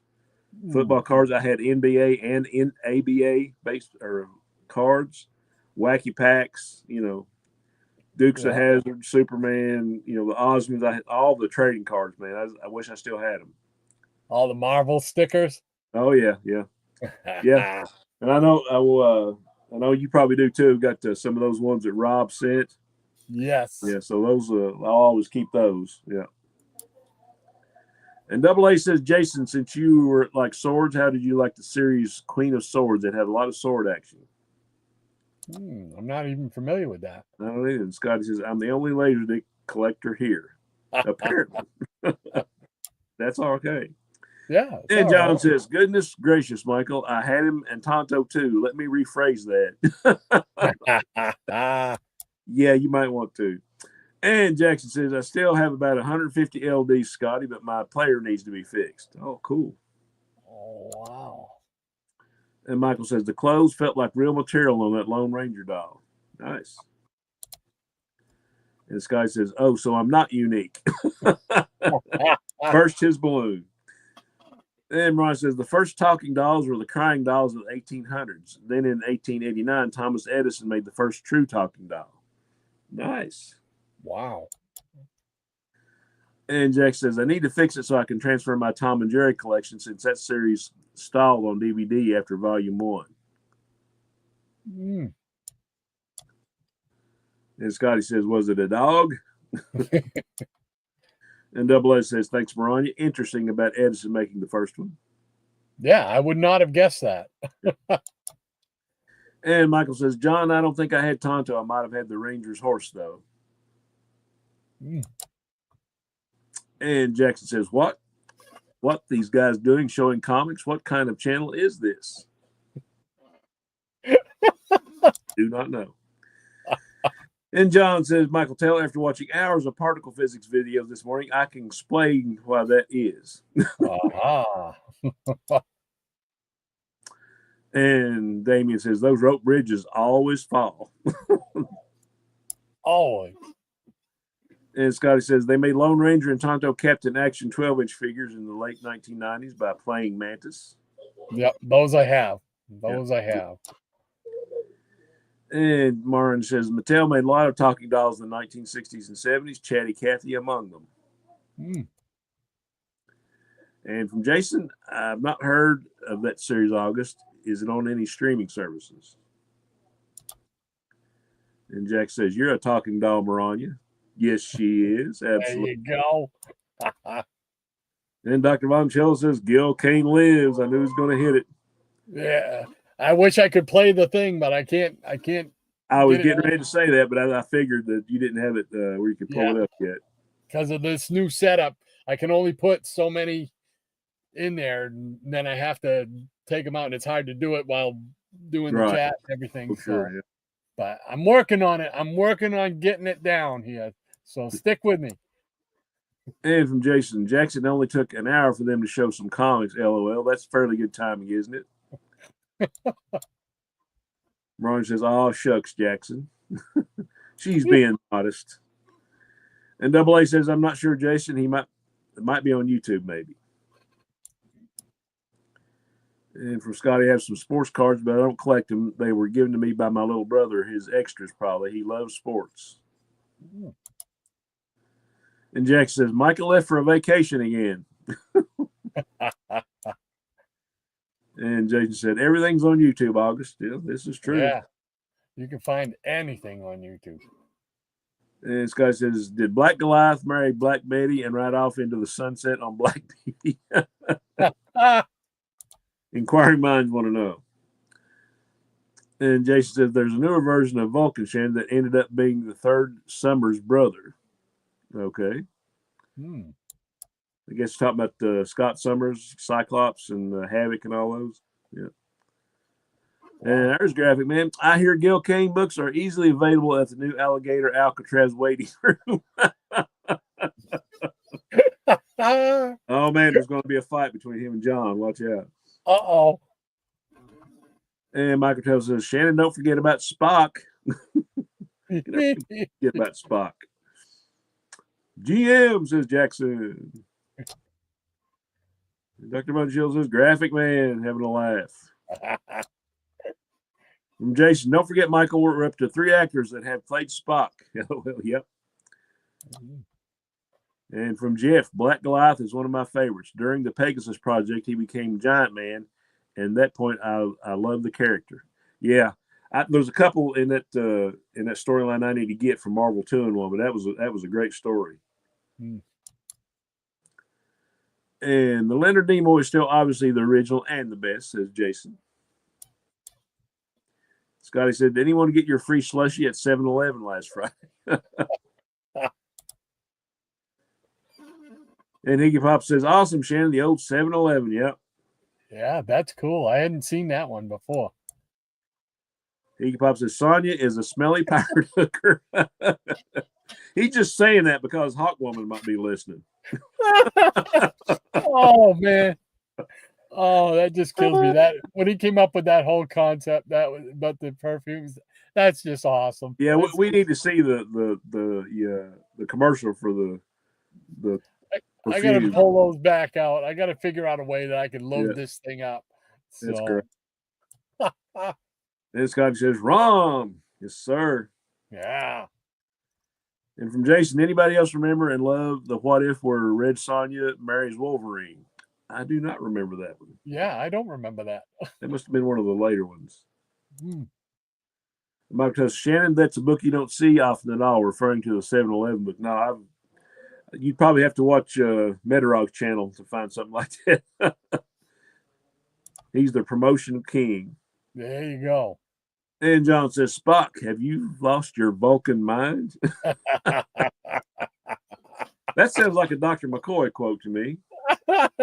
You green-blooded so-and-so. And Michael says, very cool, Kazar Spider-Man. For years, I called him Kazar when I was a kid. And Dr. Von Chell says, Higgy, you're absolutely right. I know very well that look in the eye and body language. And Michael says, the Kane signal's in the sky. Oh, I wish I could play it. I wish I could play it. And Jack says, yes, 8 issues for Skull the Slayer. The story finishes in a 2-in-1. Oh, did not know that. What, you don't mind, Jackson, could you tell me what issue that is?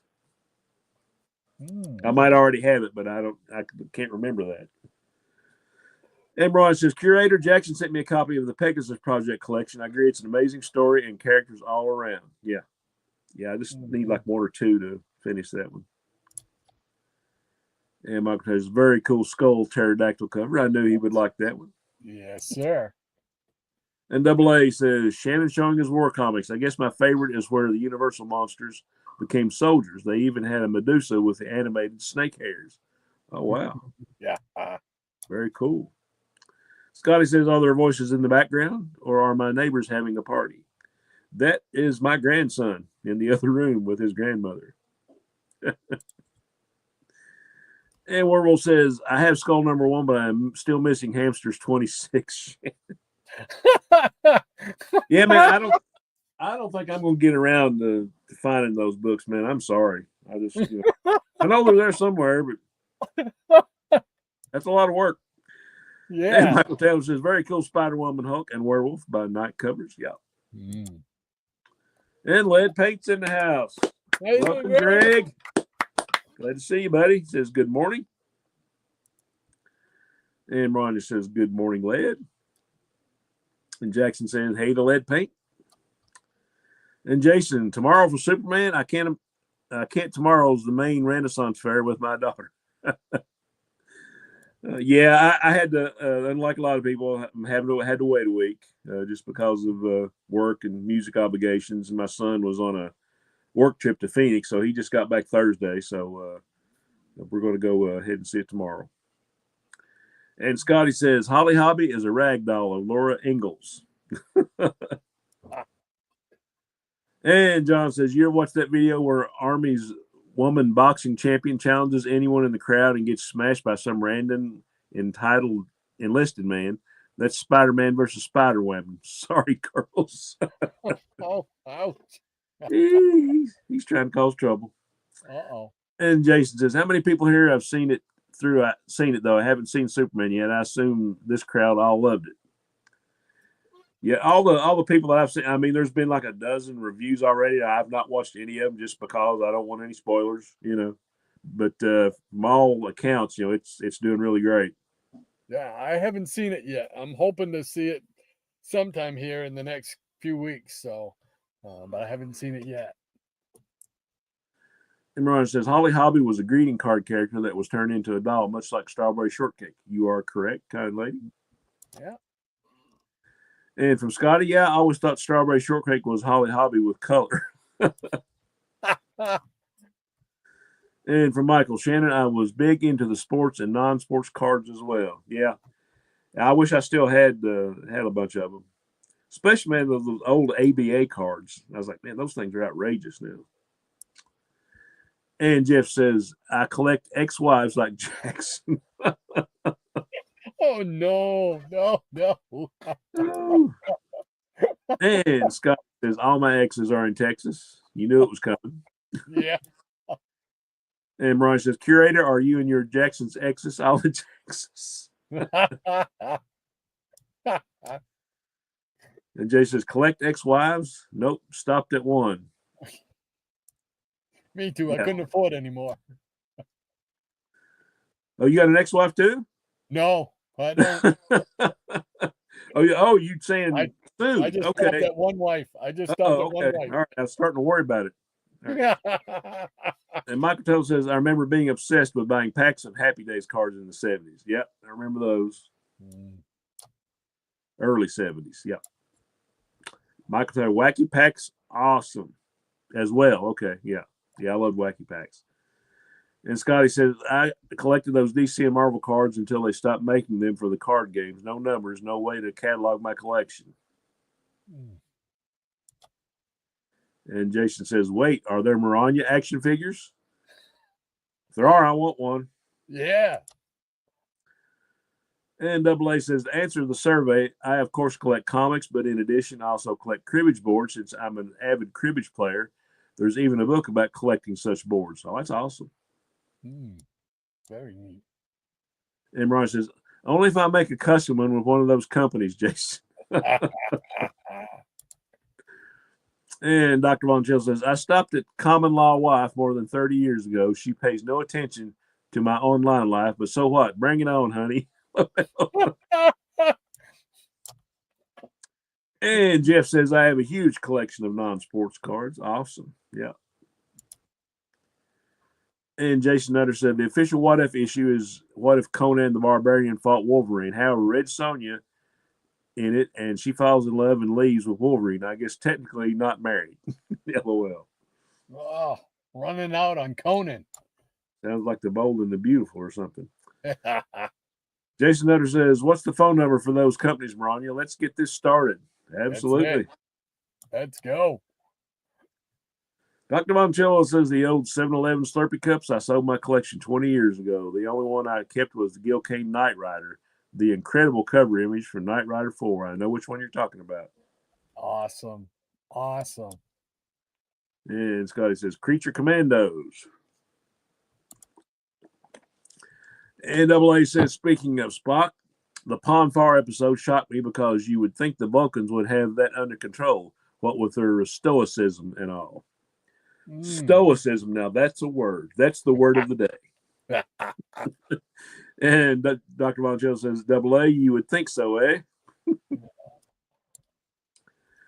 And Mariah says they had to have a release valve sometime August, otherwise they'd implode or die without breathing. It's a long dry spell. Yes. And DS says 2-in-1, 37, I think. I might be wrong. Okay, thank you, sir. You know, I'm going to write that down. Alrighty. I might already have it, but just in case. Hold on. All right. I'm just looking ahead to see. Oh, okay, I see a pause line coming up. Okay. 37. All right. Thank you, sir. Cool beans.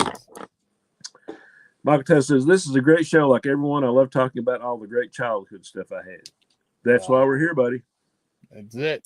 That is it. And Dr. V says, Michael Taylor, indeed, indeed. And Jason says, August, I was always curious if Vulcans and Romulans are genetically connected. Why don't Romulans go through Ponfar? Another good question. And all right. Thank you, Maranya. There we go. Thank you, Maranya. Appreciate that as always. Let's see. What do I want to show here first? I got showcase. I got some Charlton. Nice. Charlton. I'll do some Charlton. How's that? I'm going to get a quick coffee refill and I shall return. All righty, sir. There we go. All right. Let's see what we got with some Charlton here.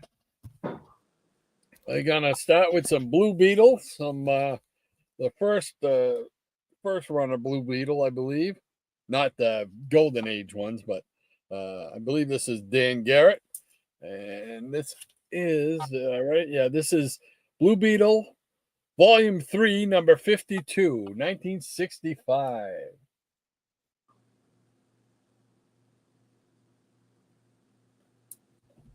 It's so nice. We got it twice. We got to make sure I have a place to put them. There we go. And this one here, I didn't write down what the volume number was. And let's see if the glasses will help. We got number 53. Nice black cover. Cool beans. This is Volume 2, Number 2, 1964.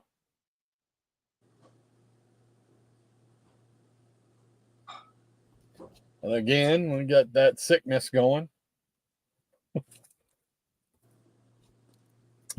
All right, this is Volume 2, and I didn't have a number on it for some reason. So, Blue Beetle and the Mantis, Praying Mantis Man. And again, the sickness rears its ugly head. All right, and this one I don't have the numbers on either. This is number 5, I believe. I believe that's number 5.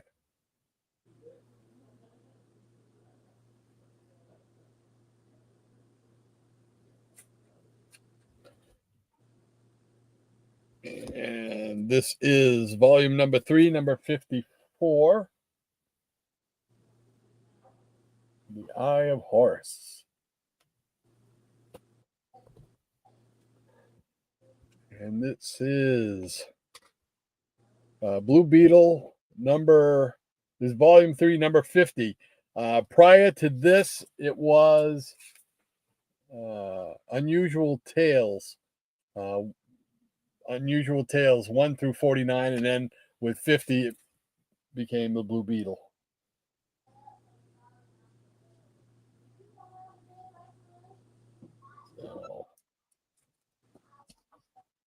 And then we shift to the Silver Age Blue Beetle, as we know it, Ted Cord. I do not have Blue Beetle number 1. I wish I did, but that book is long since left my price range. But I do have the Modern Comics reprint of it from the 70s. That's nice.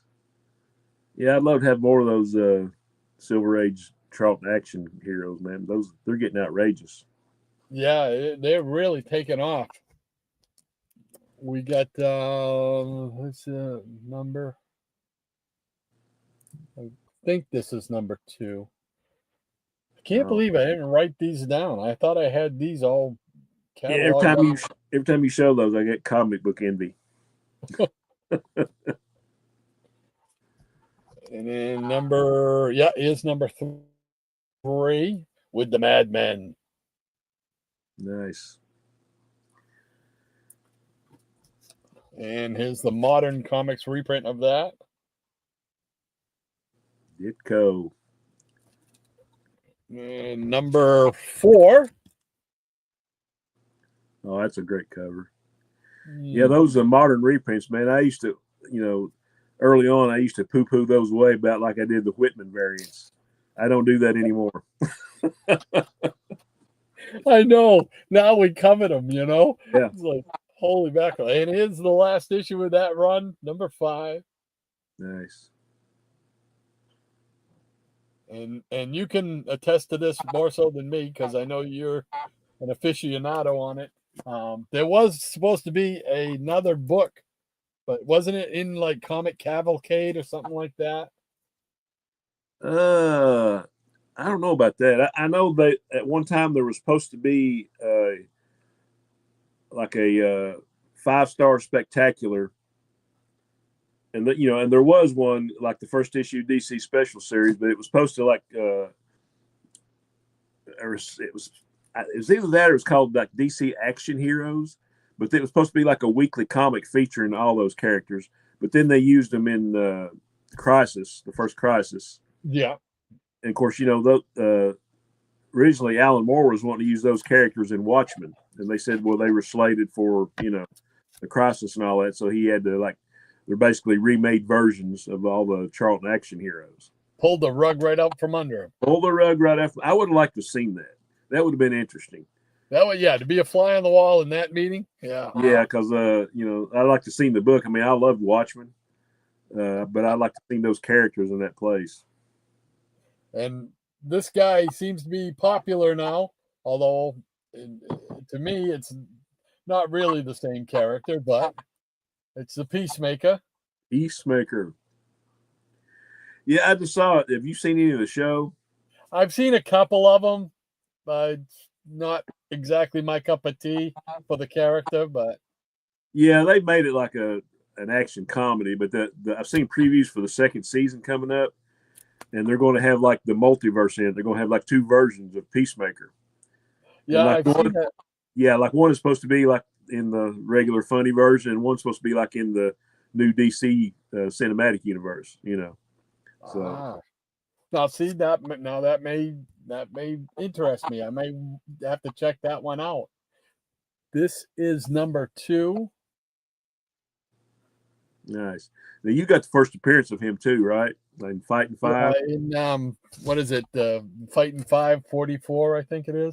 Yeah, I don't have it, but yeah, I think you're probably right. Yeah, I think it's somewhere. It's either 44, 43, I think, somewhere in there. They had some pretty good backup features. Oh yeah, yeah. That never get any love. Here's Yeah. number 3. Oh yeah, two of my favorites from Charlton was always Thane of Bagarth, Jim Aparo, back of Hercules, and the Wander series, also by Aparo for free issues in the back of what was the Cheyenne Kid was in the back of that series. Yeah. That's the one I was thinking of, was Wanderer. Yeah, I'd like to. That's one I would like to start actively collecting again. That run, because Aparo only did like the first 5 or 6 issues, and then somebody else took over the art. But I'd still like to have the whole run of that. You know. Yeah. Very cool. Here is number 4. The man with the toilet bowl on his head. And because I suffer from that same illness. Oh, yeah. Where's Eric K when you need him? He knows about the sickness. That's it. And this is number 5. And not only do I have the sickness, but we're going to do the Meta Rock. There you go.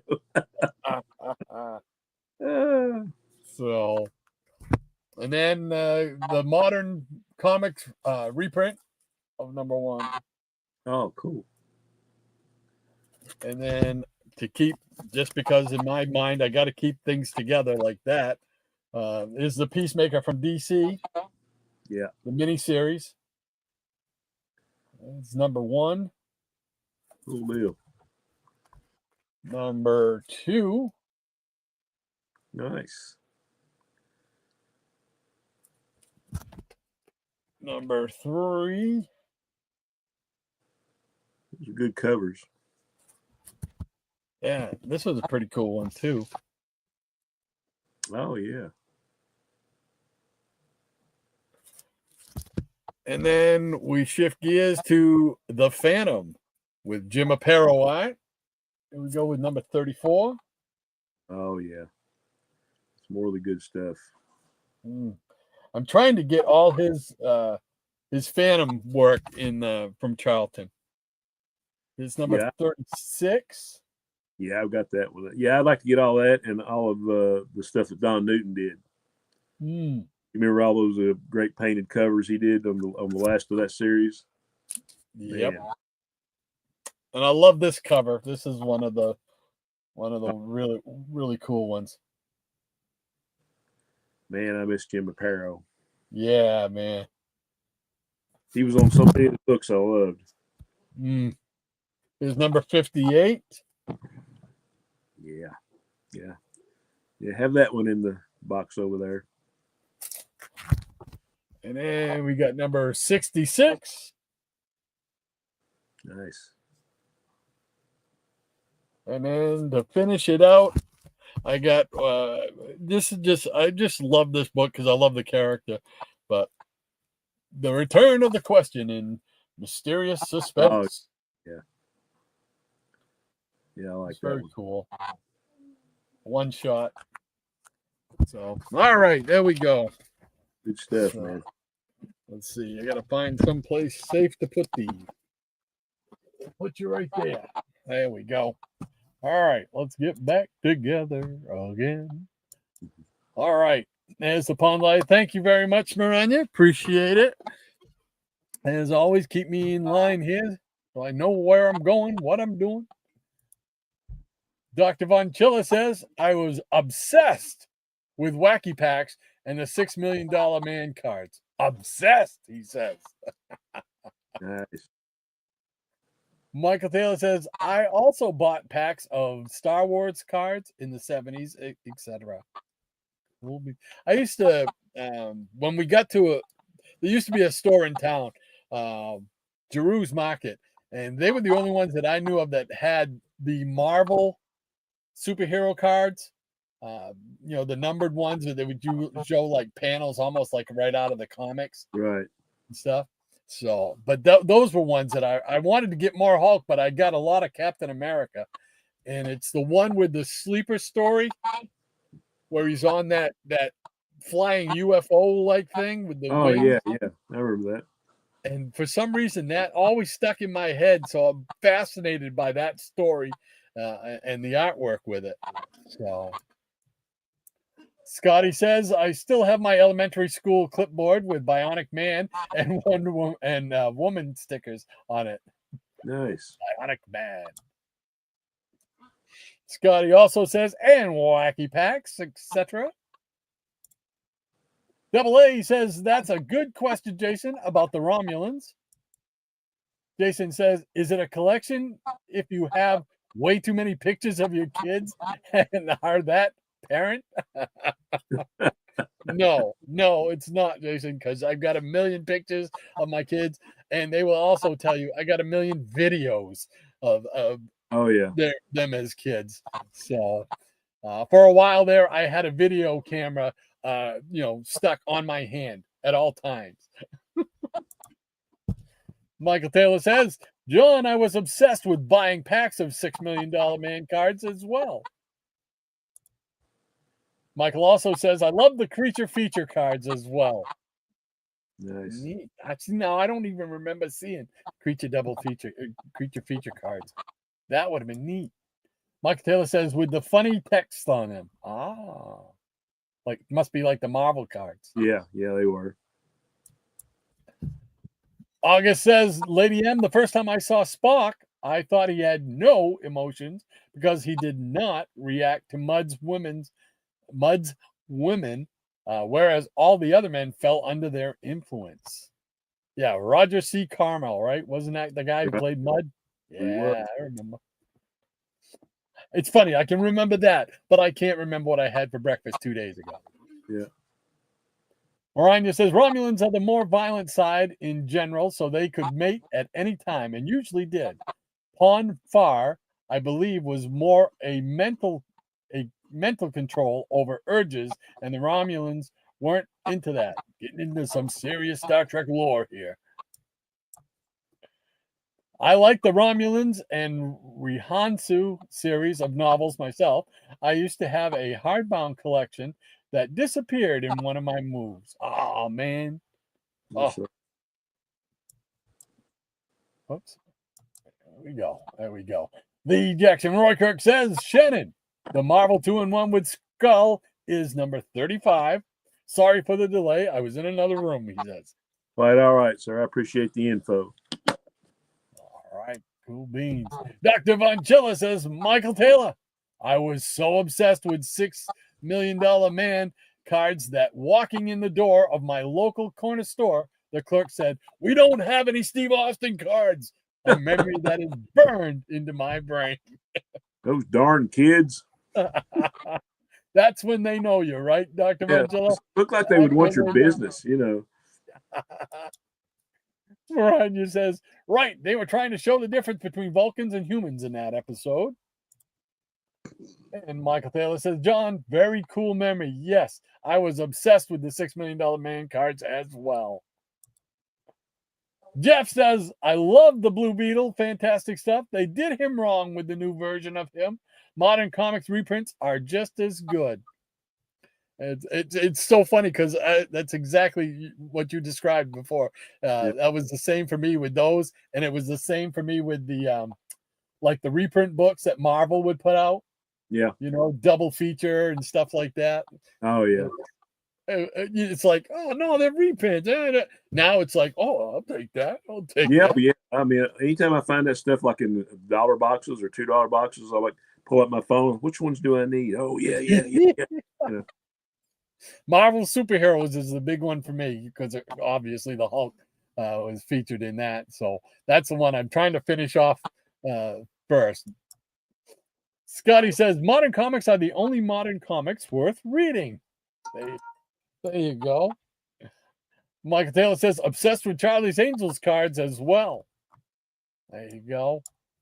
Diabetic Superman says, Shannon, I was wrong. It was 2-in-1, number 35, he says. Yeah, we got it. Thanks, sir. Quite all right. Maranya says, love the Ted Cord Blue Beetle paired with Booster Gold recent miniseries, and those two in general. Yeah, I missed out on that when I saw that. I might have to go back and get the trade or something just so I could read it. I didn't get the latest one, but I love that. I love the Ted Cord Blue Beetle. That's my Blue Beetle. Yeah. I Am One of Us says, very nice Blue Beetle collection and reprints, Rod. Thank you, sir. Appreciate that. And Dr. Von Chiller says, speaking of Gil Kane, I cannot ignore the Marvel Chillers #1 and Man-Thing 4 on Rodney Spinner Rack. Oh, there we go. Marvel Chillers, yep. There you go. Oh, yeah. Great cover. Modred the Mystic. That's another one I want to finish collecting. I just need a couple, maybe 1 or 2 issues of that. Oh, I still need quite a few of them. What was the other one? Man-Thing. Okay. We'll show the Man-Thing for you, too. Yep. There we go. I'm trying to get this, finish off this one, but I still need several in that one as well. Man-Thing, you make my heart sing. You make everything groovy. There you go. That could be next week's song. Scotty says, I can't ignore the superpowers and other action figures behind Rod that are still trapped in their plastic prisons. Yes, I if I had a room up in the house proper, I would take them out. But where they have to be down here, because we just don't have the room upstairs. I have to store them somehow. And I've got a lot of pegboard, so I store them on the pegboard. So I leave them in their plastic prisons, as you say. So nothing I can do. If I had a room in the house, I would definitely have them all out. Man, I'd be creating, fight scenes and stuff. Double A says, speaking of the release valve, Lady M, there was a 60s episode about the Arkans where all the inhabitants would go berserk for an hour. It was called The Red Hour, a release valve. Oh, yeah, I remember that one well. The Return of the Archons.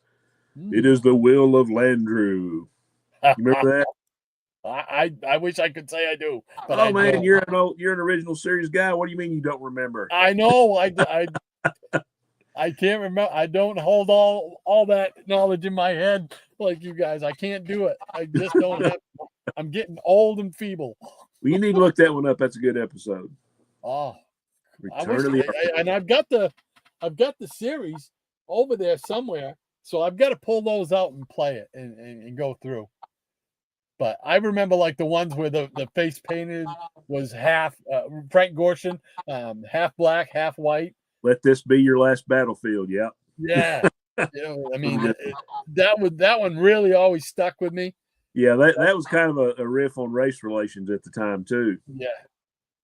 I mean, the big reveal was the fact that, well, look, we're different. And we're like,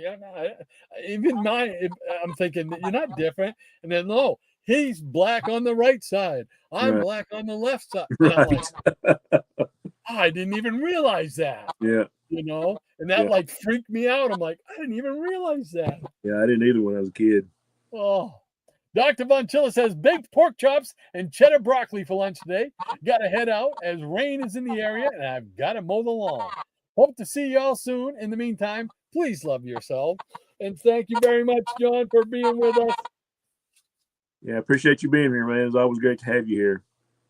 Always great to see a legend like Dr. Von Chilla in the Peanut Gallery. Cool beans. Thank you. Take care, John.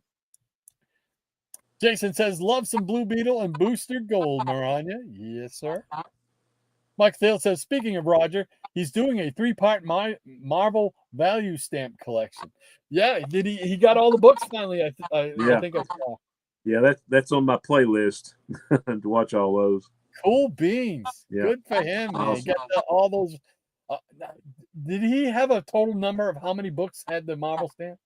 He did. I can't remember what the number was. I can't remember either. Yeah. I thought I heard him say it, and I can't remember it. Doggone it. That's pretty cool, though. Jeff says, Peacemaker is a fantastic character and has been done wrong in the movies. John plays him like an idiot, and they don't pay respect to the original.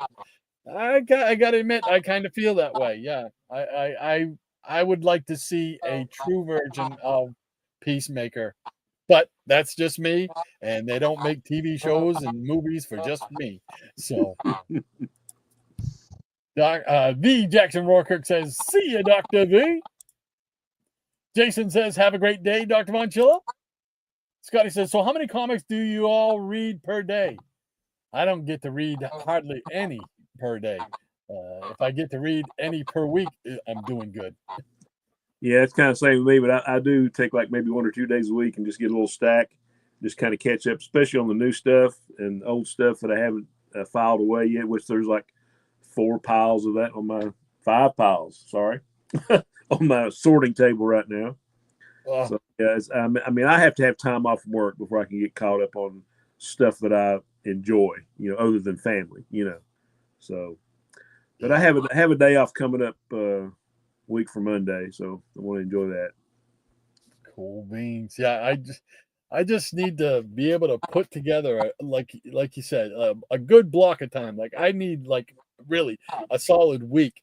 I did this past week. I was making some headway. You can't see it, but I forgot which one of the peanuts was having a kind of obsessive compulsion about my comics boxes not being in numerical order.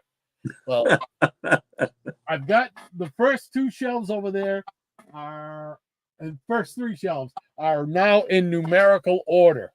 So I'm slowly making my way. I haven't gotten over to the big rack yet, but the little rack I got it like 1 through 16 is in order now. Yeah, I'm not even close to that kind of organization right now. I'm trying to. I talked to you earlier about this. I'm trying to replace all the long boxes with short boxes, so I have like another 15 short boxes coming in, so I can transplant them. And some of these boxes back here are probably 15, 20 years old. Oh yeah. And this will be the last time they'll ever be in new boxes until, I'm done with them anyway. Yep. So, yeah, I'm gonna try to get all that done, and it's a process, Yes. Yes, especially when you get like all the stuff transplanted for the silver and bronze age, and then the rest of the stuff I'm not really that worried about, but it'll get done soon too. So, not only that, but you got you're doubling and probably even more than doubling the amount of boxes. Oh yeah, yeah. And I like you, I'm working with a limited area, so it's like, yeah, I want to do that, and I'm slowly doing it. But boy, I'm like, every time I do it, I'm thinking, where am I gonna put them all? Yeah, I mean, then it starts you thinking. I mean, there are 2, 3, 4. The shelves are 4 high, right? And you see the ones on the top are like 4 deep in boxes. So 4 deep. Yeah, when I go, well, I mean, they're 4 on the top shelf, 4 high, okay. Yeah. And they were just made for like 1 long box, right? So I have to do like 2 long boxes in a row, and where some of that will be hid, I'll have to like put a little placard or something out on the front, just telling what's in the back. So yeah, it's a major project. I'm enjoying it, transplanting it all, bagging and boarding, and showing the series that I've got completed. But it will be an ongoing process probably until I'm done with this collection. So it's a labor of love, but boy, it is. Yeah. So the Jackson Rourke says 8 or 9 parts, Michael. Jeff says Michael is the reason he's doing the MVS is because he cut all of his out as a kid. I only cut a couple out, and then I realized, I think I came across one that actually cut out a panel in the thing, but I didn't realize it till after I had cut it out. And then I'm like, oh, okay, I'm done with that. I'm not cutting any more of those out. Ruin my books, doggone it. Michael says, speaking of that Phantom run, a while back I bought number 44. Cool cover of him hanging from an airplane in flight. Yes, sir. I'd like to get all those Phantoms. That would be neat. And the Jackson Rourke says, not nearly enough for the stacks I have, Scotty. Michael Taylor says, Jeff, correct. Yes, sir. Under the cowl of MS, how you doing this morning?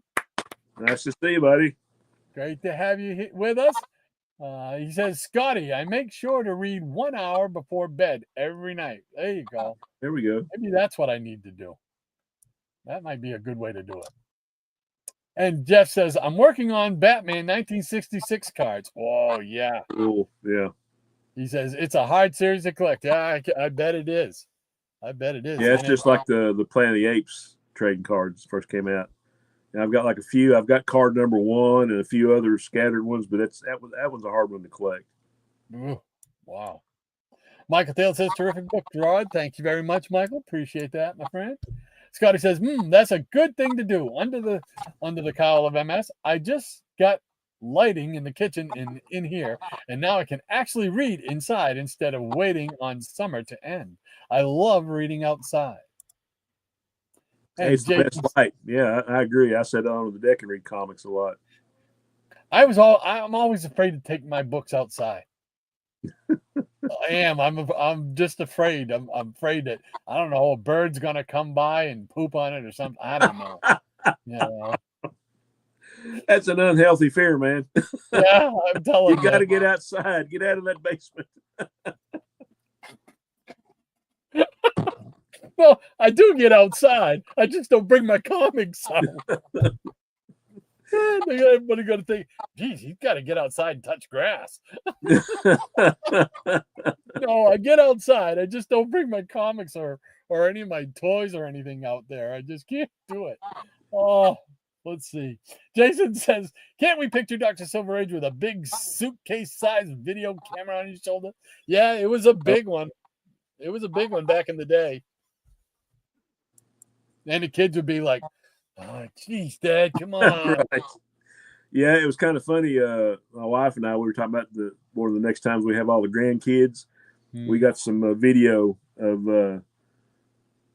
our wedding, and then like when our kids were teenagers and all that stuff, and all the dogs and cats we had, and so that would be a pretty good little video to show them. Cool beans. All right, Maranya says, take care, John and Lady Pauline. Hey there, Kyle and Lemmy Kilmisa. Scotty says, outside lighting is the best for reading, but not with the skeeters here and the heat stroke. Yeah. Mosquitoes stink. Jason says, Mud, the only reoccurring villain in the original Star Trek series. And Jeff says, you will die laughing is the monster. You will die laughing is the monster cards. And I have a bunch of them. Cool. Nice. Laughing is that a movie or something? You will die laughing is the monster cards? I'm not sure. Yeah. I'm sorry, Jeff. I'm a little confused. So you'll have to straighten me out, brother. Under the cowl of MS says, Jason, on holidays, the big floodlight bar gets attached to the camera. Yeah, we used to have a little big, not a little, it was a big light that went on it.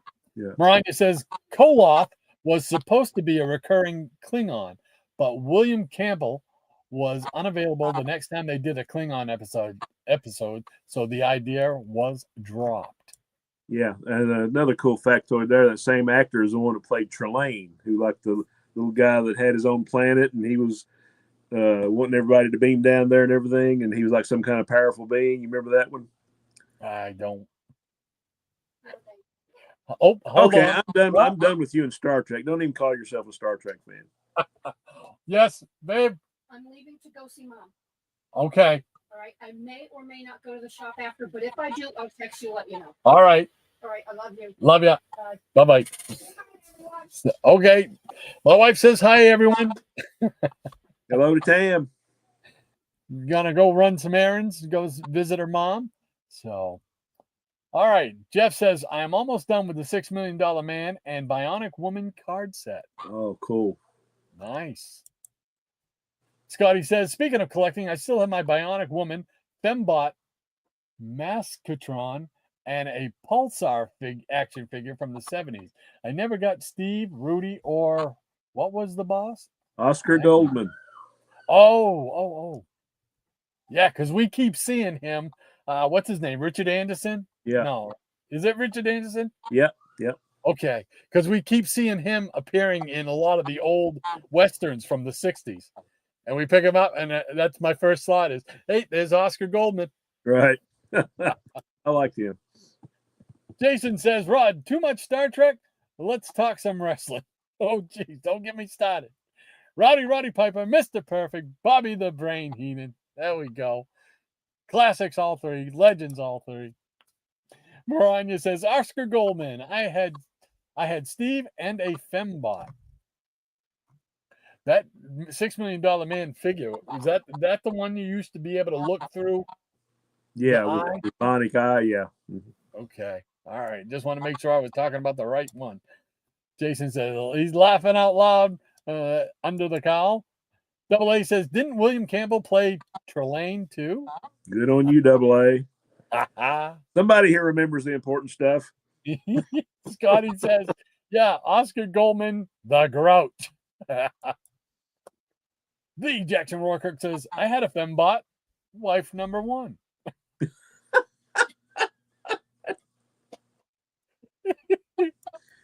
Oh, man. Scotty says, love my Muscatron. I just wish I had clothing for him. He's running around in a red Speedo, and Ken's clothing is too small for him. Oh, the humanity. Michael says, Scotty, very cool. I had a lot of the $6 Million Man merchandising as well. Almost anything related to him. What I'd really like to get is the Bigfoot. Didn't they do it? They did a Bigfoot action figure, right? Yeah. Because it was such a big deal for me when Andre the Giant played Bigfoot. Oh, yeah. A wrestler's on TV. Scotty says, ironically, Jamie and Fembot can wear Ken's clothing. And Maranya says, Scotty, check out Toy Polloy. I believe he gives sources for clothes that might fit that size action figure. There you go. Thank you for that, Maranya. Scotty says, so Rod needs a man house for his man cave. Yeah, I need a whole house to fit all this junk in. And the Jackson Rourke says, turn in your Star Trek Lives card, Rod. I know. I feel so humbled and ashamed. Scotty says, Pulsar is currently wearing Ghost Rider's clothing from the 1960s 12-inch doll by Toy Biz.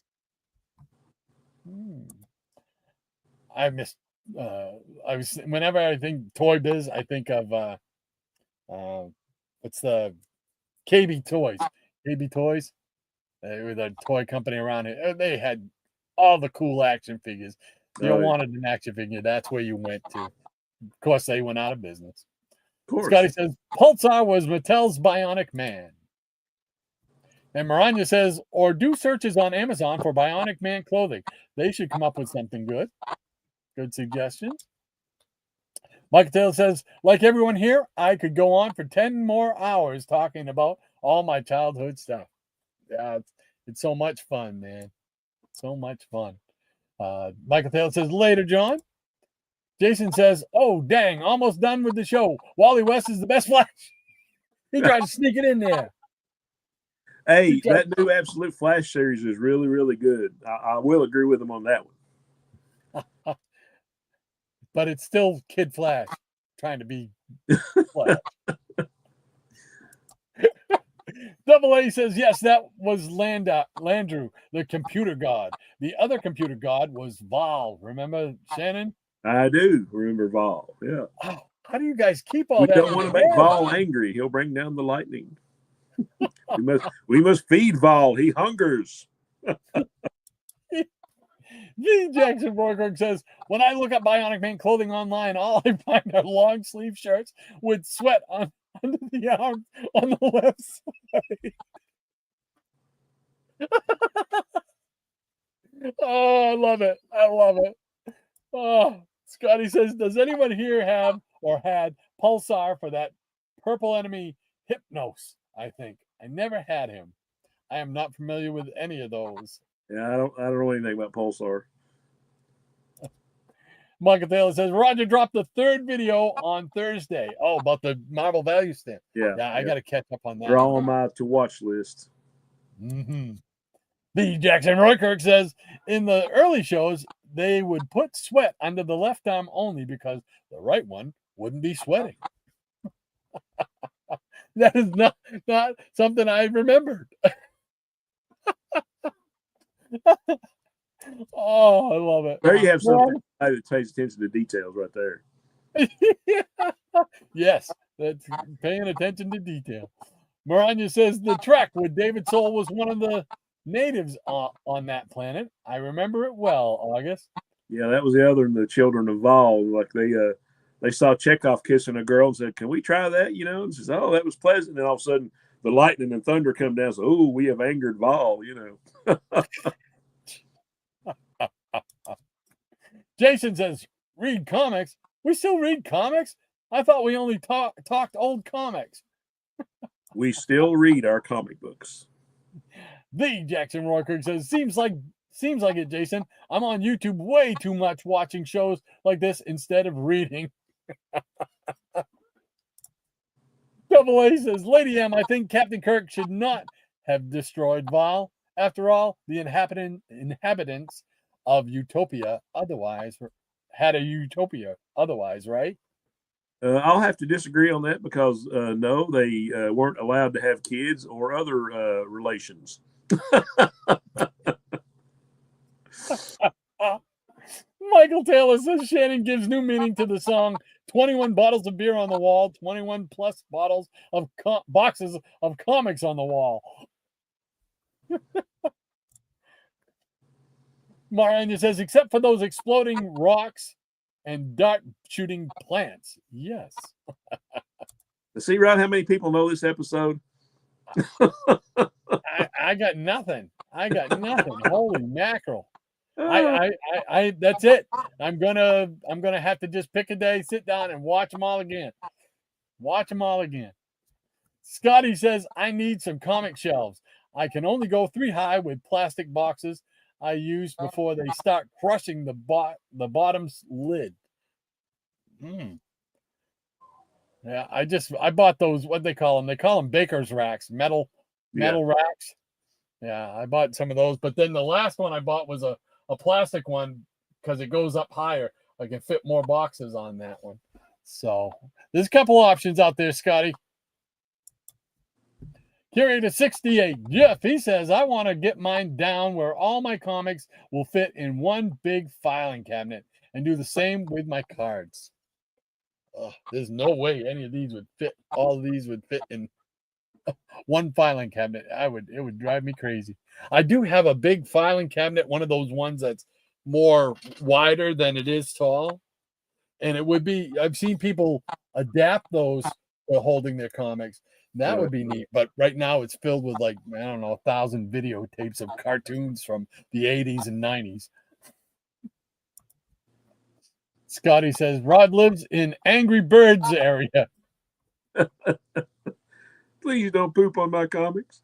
Yeah, exactly. I'll tell you, okay, I always had a fear over that. Why? Because one day in grade school, I was probably 4th grade, I think it was. My parents bought me a shirt. I wanted the shirt because it was like a multicolored shirt. Very cool. So I'm like, I'm going to school in a cool shirt. I get out, I'm walking to the bus stop out in front by my grandparents' house. And just as I get in line, poof, right there, right in the middle of my chest, a bird poops on me. And it's like, come on. Is this a metaphor for my life? So now you got avian crapophobia. Yeah, pretty much. My brother had tons of 66 Batman cards. Unfortunately, just missed out on them when I was born in 66, says Michael. The Jackson Roykirk says, poop on a page will bring a 6.0 comic down to a 1.0. You're right, Jackson, and that's why I'm afraid. I don't bring them outside. I don't want Mother Nature to mess with them. Scotty says, except for modern comics, that would improve them. Says Scotty. Maranya says, or improve a lot of the modern comics, especially the recent run on Iron Man. Uh-oh. Oh, they got the big frown face going. Not happy with the current Iron Man situation, Maranya. Uh-oh. Jason says, Rod, it wasn't a 7-foot tall bird with yellow feathers, was it? No, it wasn't Big Bird. Oh, let's see here. Scotty says, yes, Rod lives on Sesame Street. Well, sometimes in my head. Yeah, but can you tell me how to get there? Can you tell me how to get? What do you collect? Says Scotty. Okay, I play those iPhone games because I love getting new characters in my collection. Well, there you go. Nothing wrong with that. Well, let's see. Jason says, tell Tam you guys got to come shop at my store soon so I can see you guys. Will do. I tried to get her to go up there the other day, but something happened. We weren't able to go up there, but we'll stop in and say hi to you. We like to go up there to Hobby Lobby. So when we do, we'll pop in and say hi. Michael Taylor says, Curator 66. I had those monster cars in the 70s. And Jeff says, no, the name of the card series with the monsters on them with funny quotes. The series is called You Will Die Laughing. Okay, thank you. Thank you, because my brain could not wrap itself around it. So, thank you, Jeff. Mike Taylor says, hi, Tam.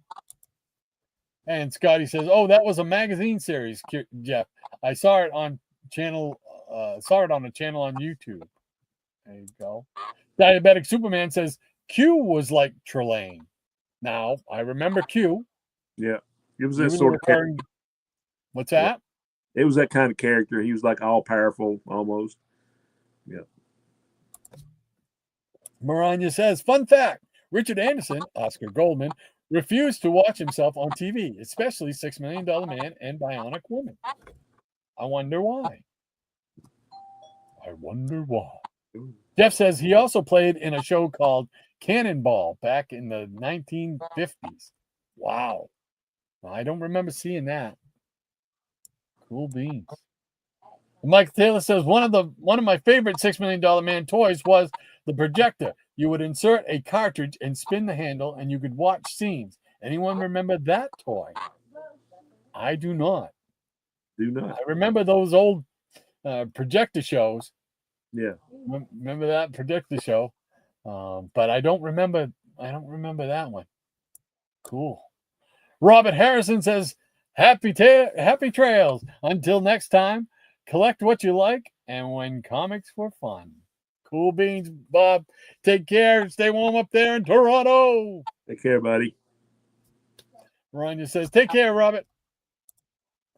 Double A says, no, I don't remember Cannonball from the 50s. The 50s one that stands out for me is Topper, the one about ghosts. Remember? I remember seeing reruns of that in the mid-60s.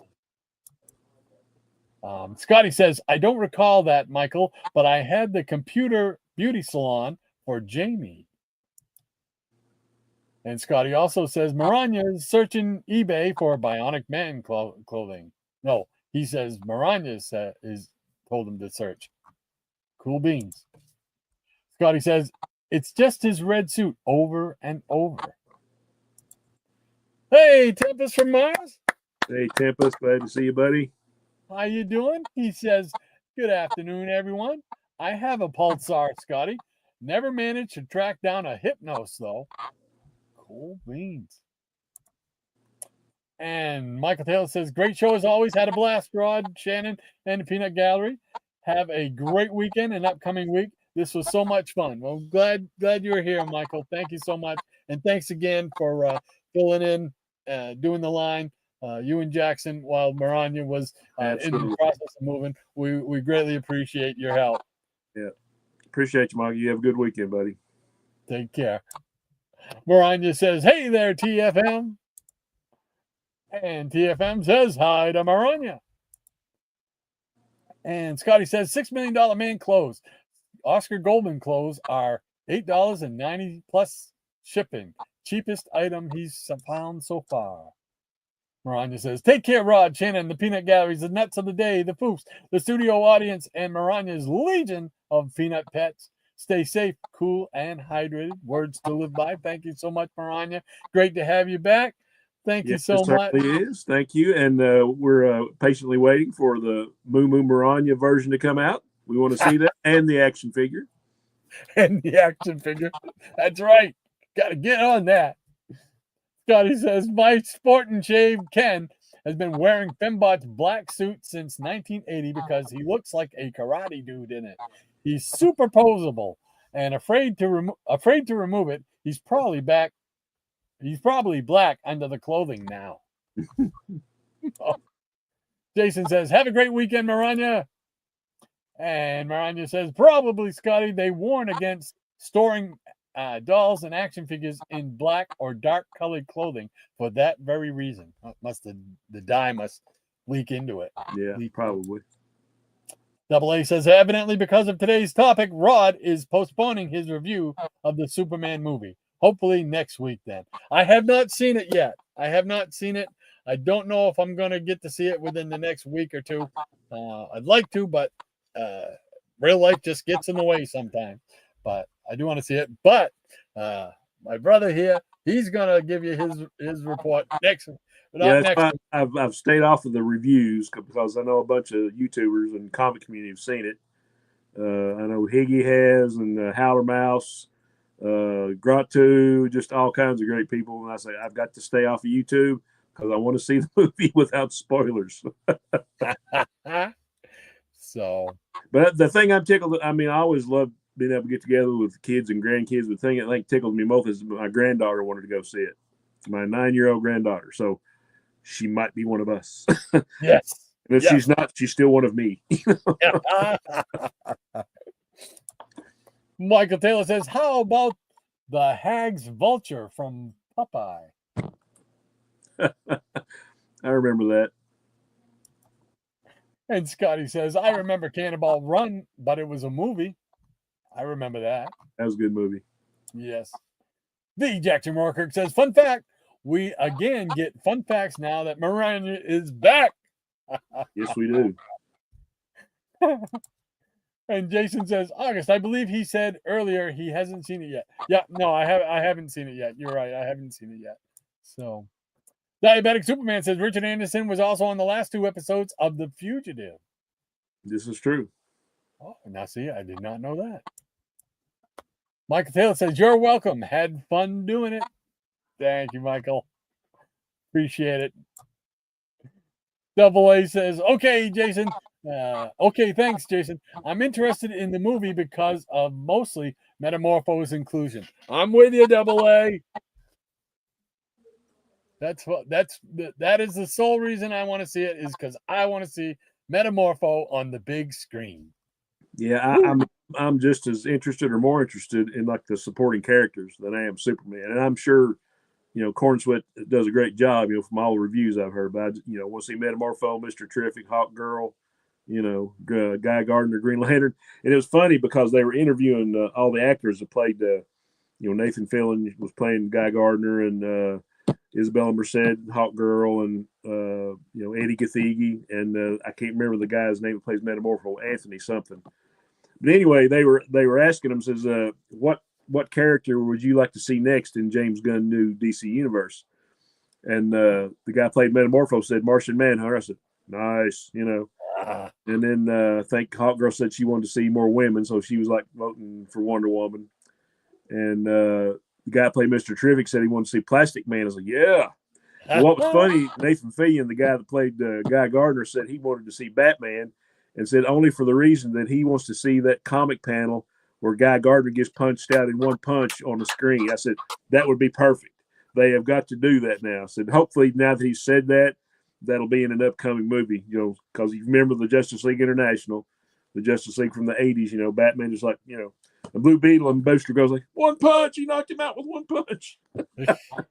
So that'd be cool. That would be so awesome if they make that happen. Yeah. That would be incredible. Oh. Let's see. What else? We got Michael Taylor. He's saying, Shannon, I might have to mute that part of your video because I might not have seen it yet by then. And Jason says, great show, guys. Have a great weekend. You too, Jason. Thank you so much again for being in the Peanut Gallery, buddy. Take care. And I think that actually brings us up to date. Woo-hoo.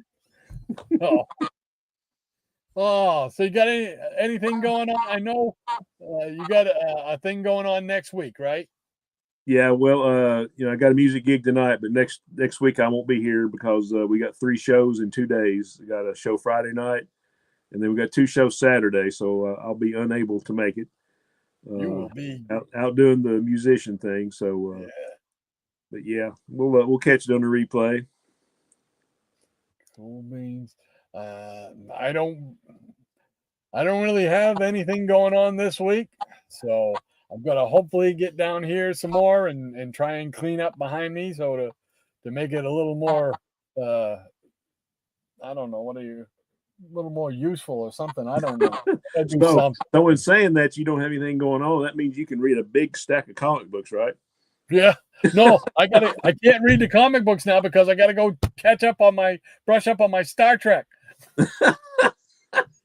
Next time you and I are together, I'm going to be spouting Star Trek facts galore. Touche, brother. I'm gonna write it down and have it written on my crib arm. notes on his arm. Like, okay, exactly. Who was the girl that played the green-skinned Orion girl? That's it.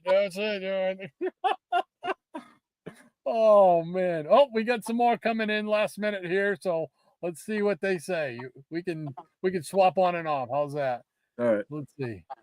Oh, did I read that one? I think I did. Okay. And Ryan says, we read that issue of One Punch Batman on the Geeky Puppet Show. I played the very disappointed Black Canary. Yeah, I think she missed it or something. I don't know. That would be that was cool. Did you hear about some of the other characters that are going to be in the movie? Yeah, I pretty much know. I heard. I wanted to mention one, but I didn't want to mention it if you didn't know and spoil it. Oh yeah, I know who all the characters are. One of the crime syndicate. Yeah, but no. it's not that. I know. Why are you using the name? Yeah, yeah. Come on. Think of something original, because that ain't the one that I remember. Yeah, I heard the one character's going to be in it, and as soon as I heard that, well, I know what part Metamorpho is going to play in this movie. As soon as I heard it. So, anyway, you'll have to see that, just like I'll have to see it. So yes, I'm going to go see it. I'm hoping here the next couple weeks. The Jackson Rourke says, I need to help Rod clean up his stuff. Come on over, Jackson. I can use the help. Me too. Yeah, come on up. You might have to make some more shelves. Yeah, I know, right?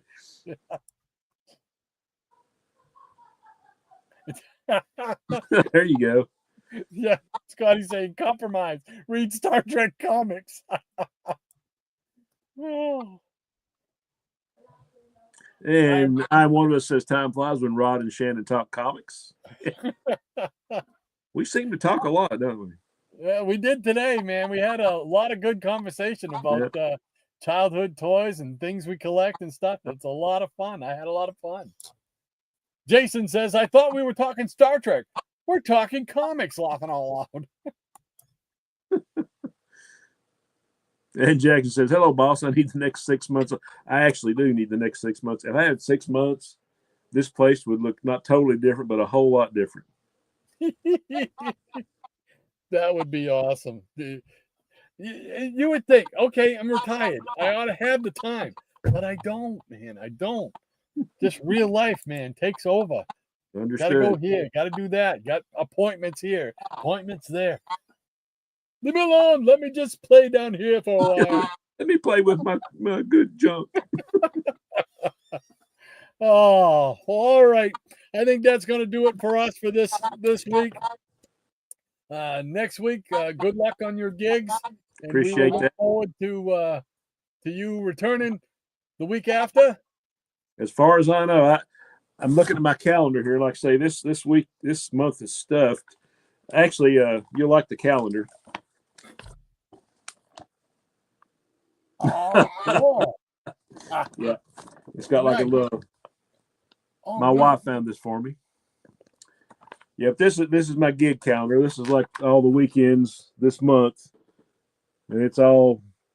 But we even got to play like on a Thursday night, and then the next in August we're playing the first and probably the second too. So 3 straight gigs there. So, and then 3 gigs that weekend. So yeah, it's a lot, but grateful to be part of it. I found a thing on Facebook, and you probably already saw it, and it said, "I don't play music because I think I'm great at it." It said, "I play because music is great, and I want to be part of it," and that explains me to a T right there. Yep, it was perfect. Perfect. I got a few more last minutes in here, so I'm just throwing them up there. So Thank you, Jeff. Appreciate yeah, that, and you as yeah. well. Thank you so much. There we go. Cool beans. Awesome, awesome, awesome. All right, then next week I'll be back here. Same bat time, same bat channel, and we'll talk about something. Yeah, he'll be flying solo, and let's hope the feathers don't fall off his wings. And then in 2 weeks, he'll be back. We'll be back. And we'll be back to normal again. So, All right, guys. Have a great as normal as I weekend. get. Following week. You too, brother. Everybody take care. And we'll see you. I don't have an outro recorded yet. So we're just gonna do a hard adios. See you later. Onward and upward.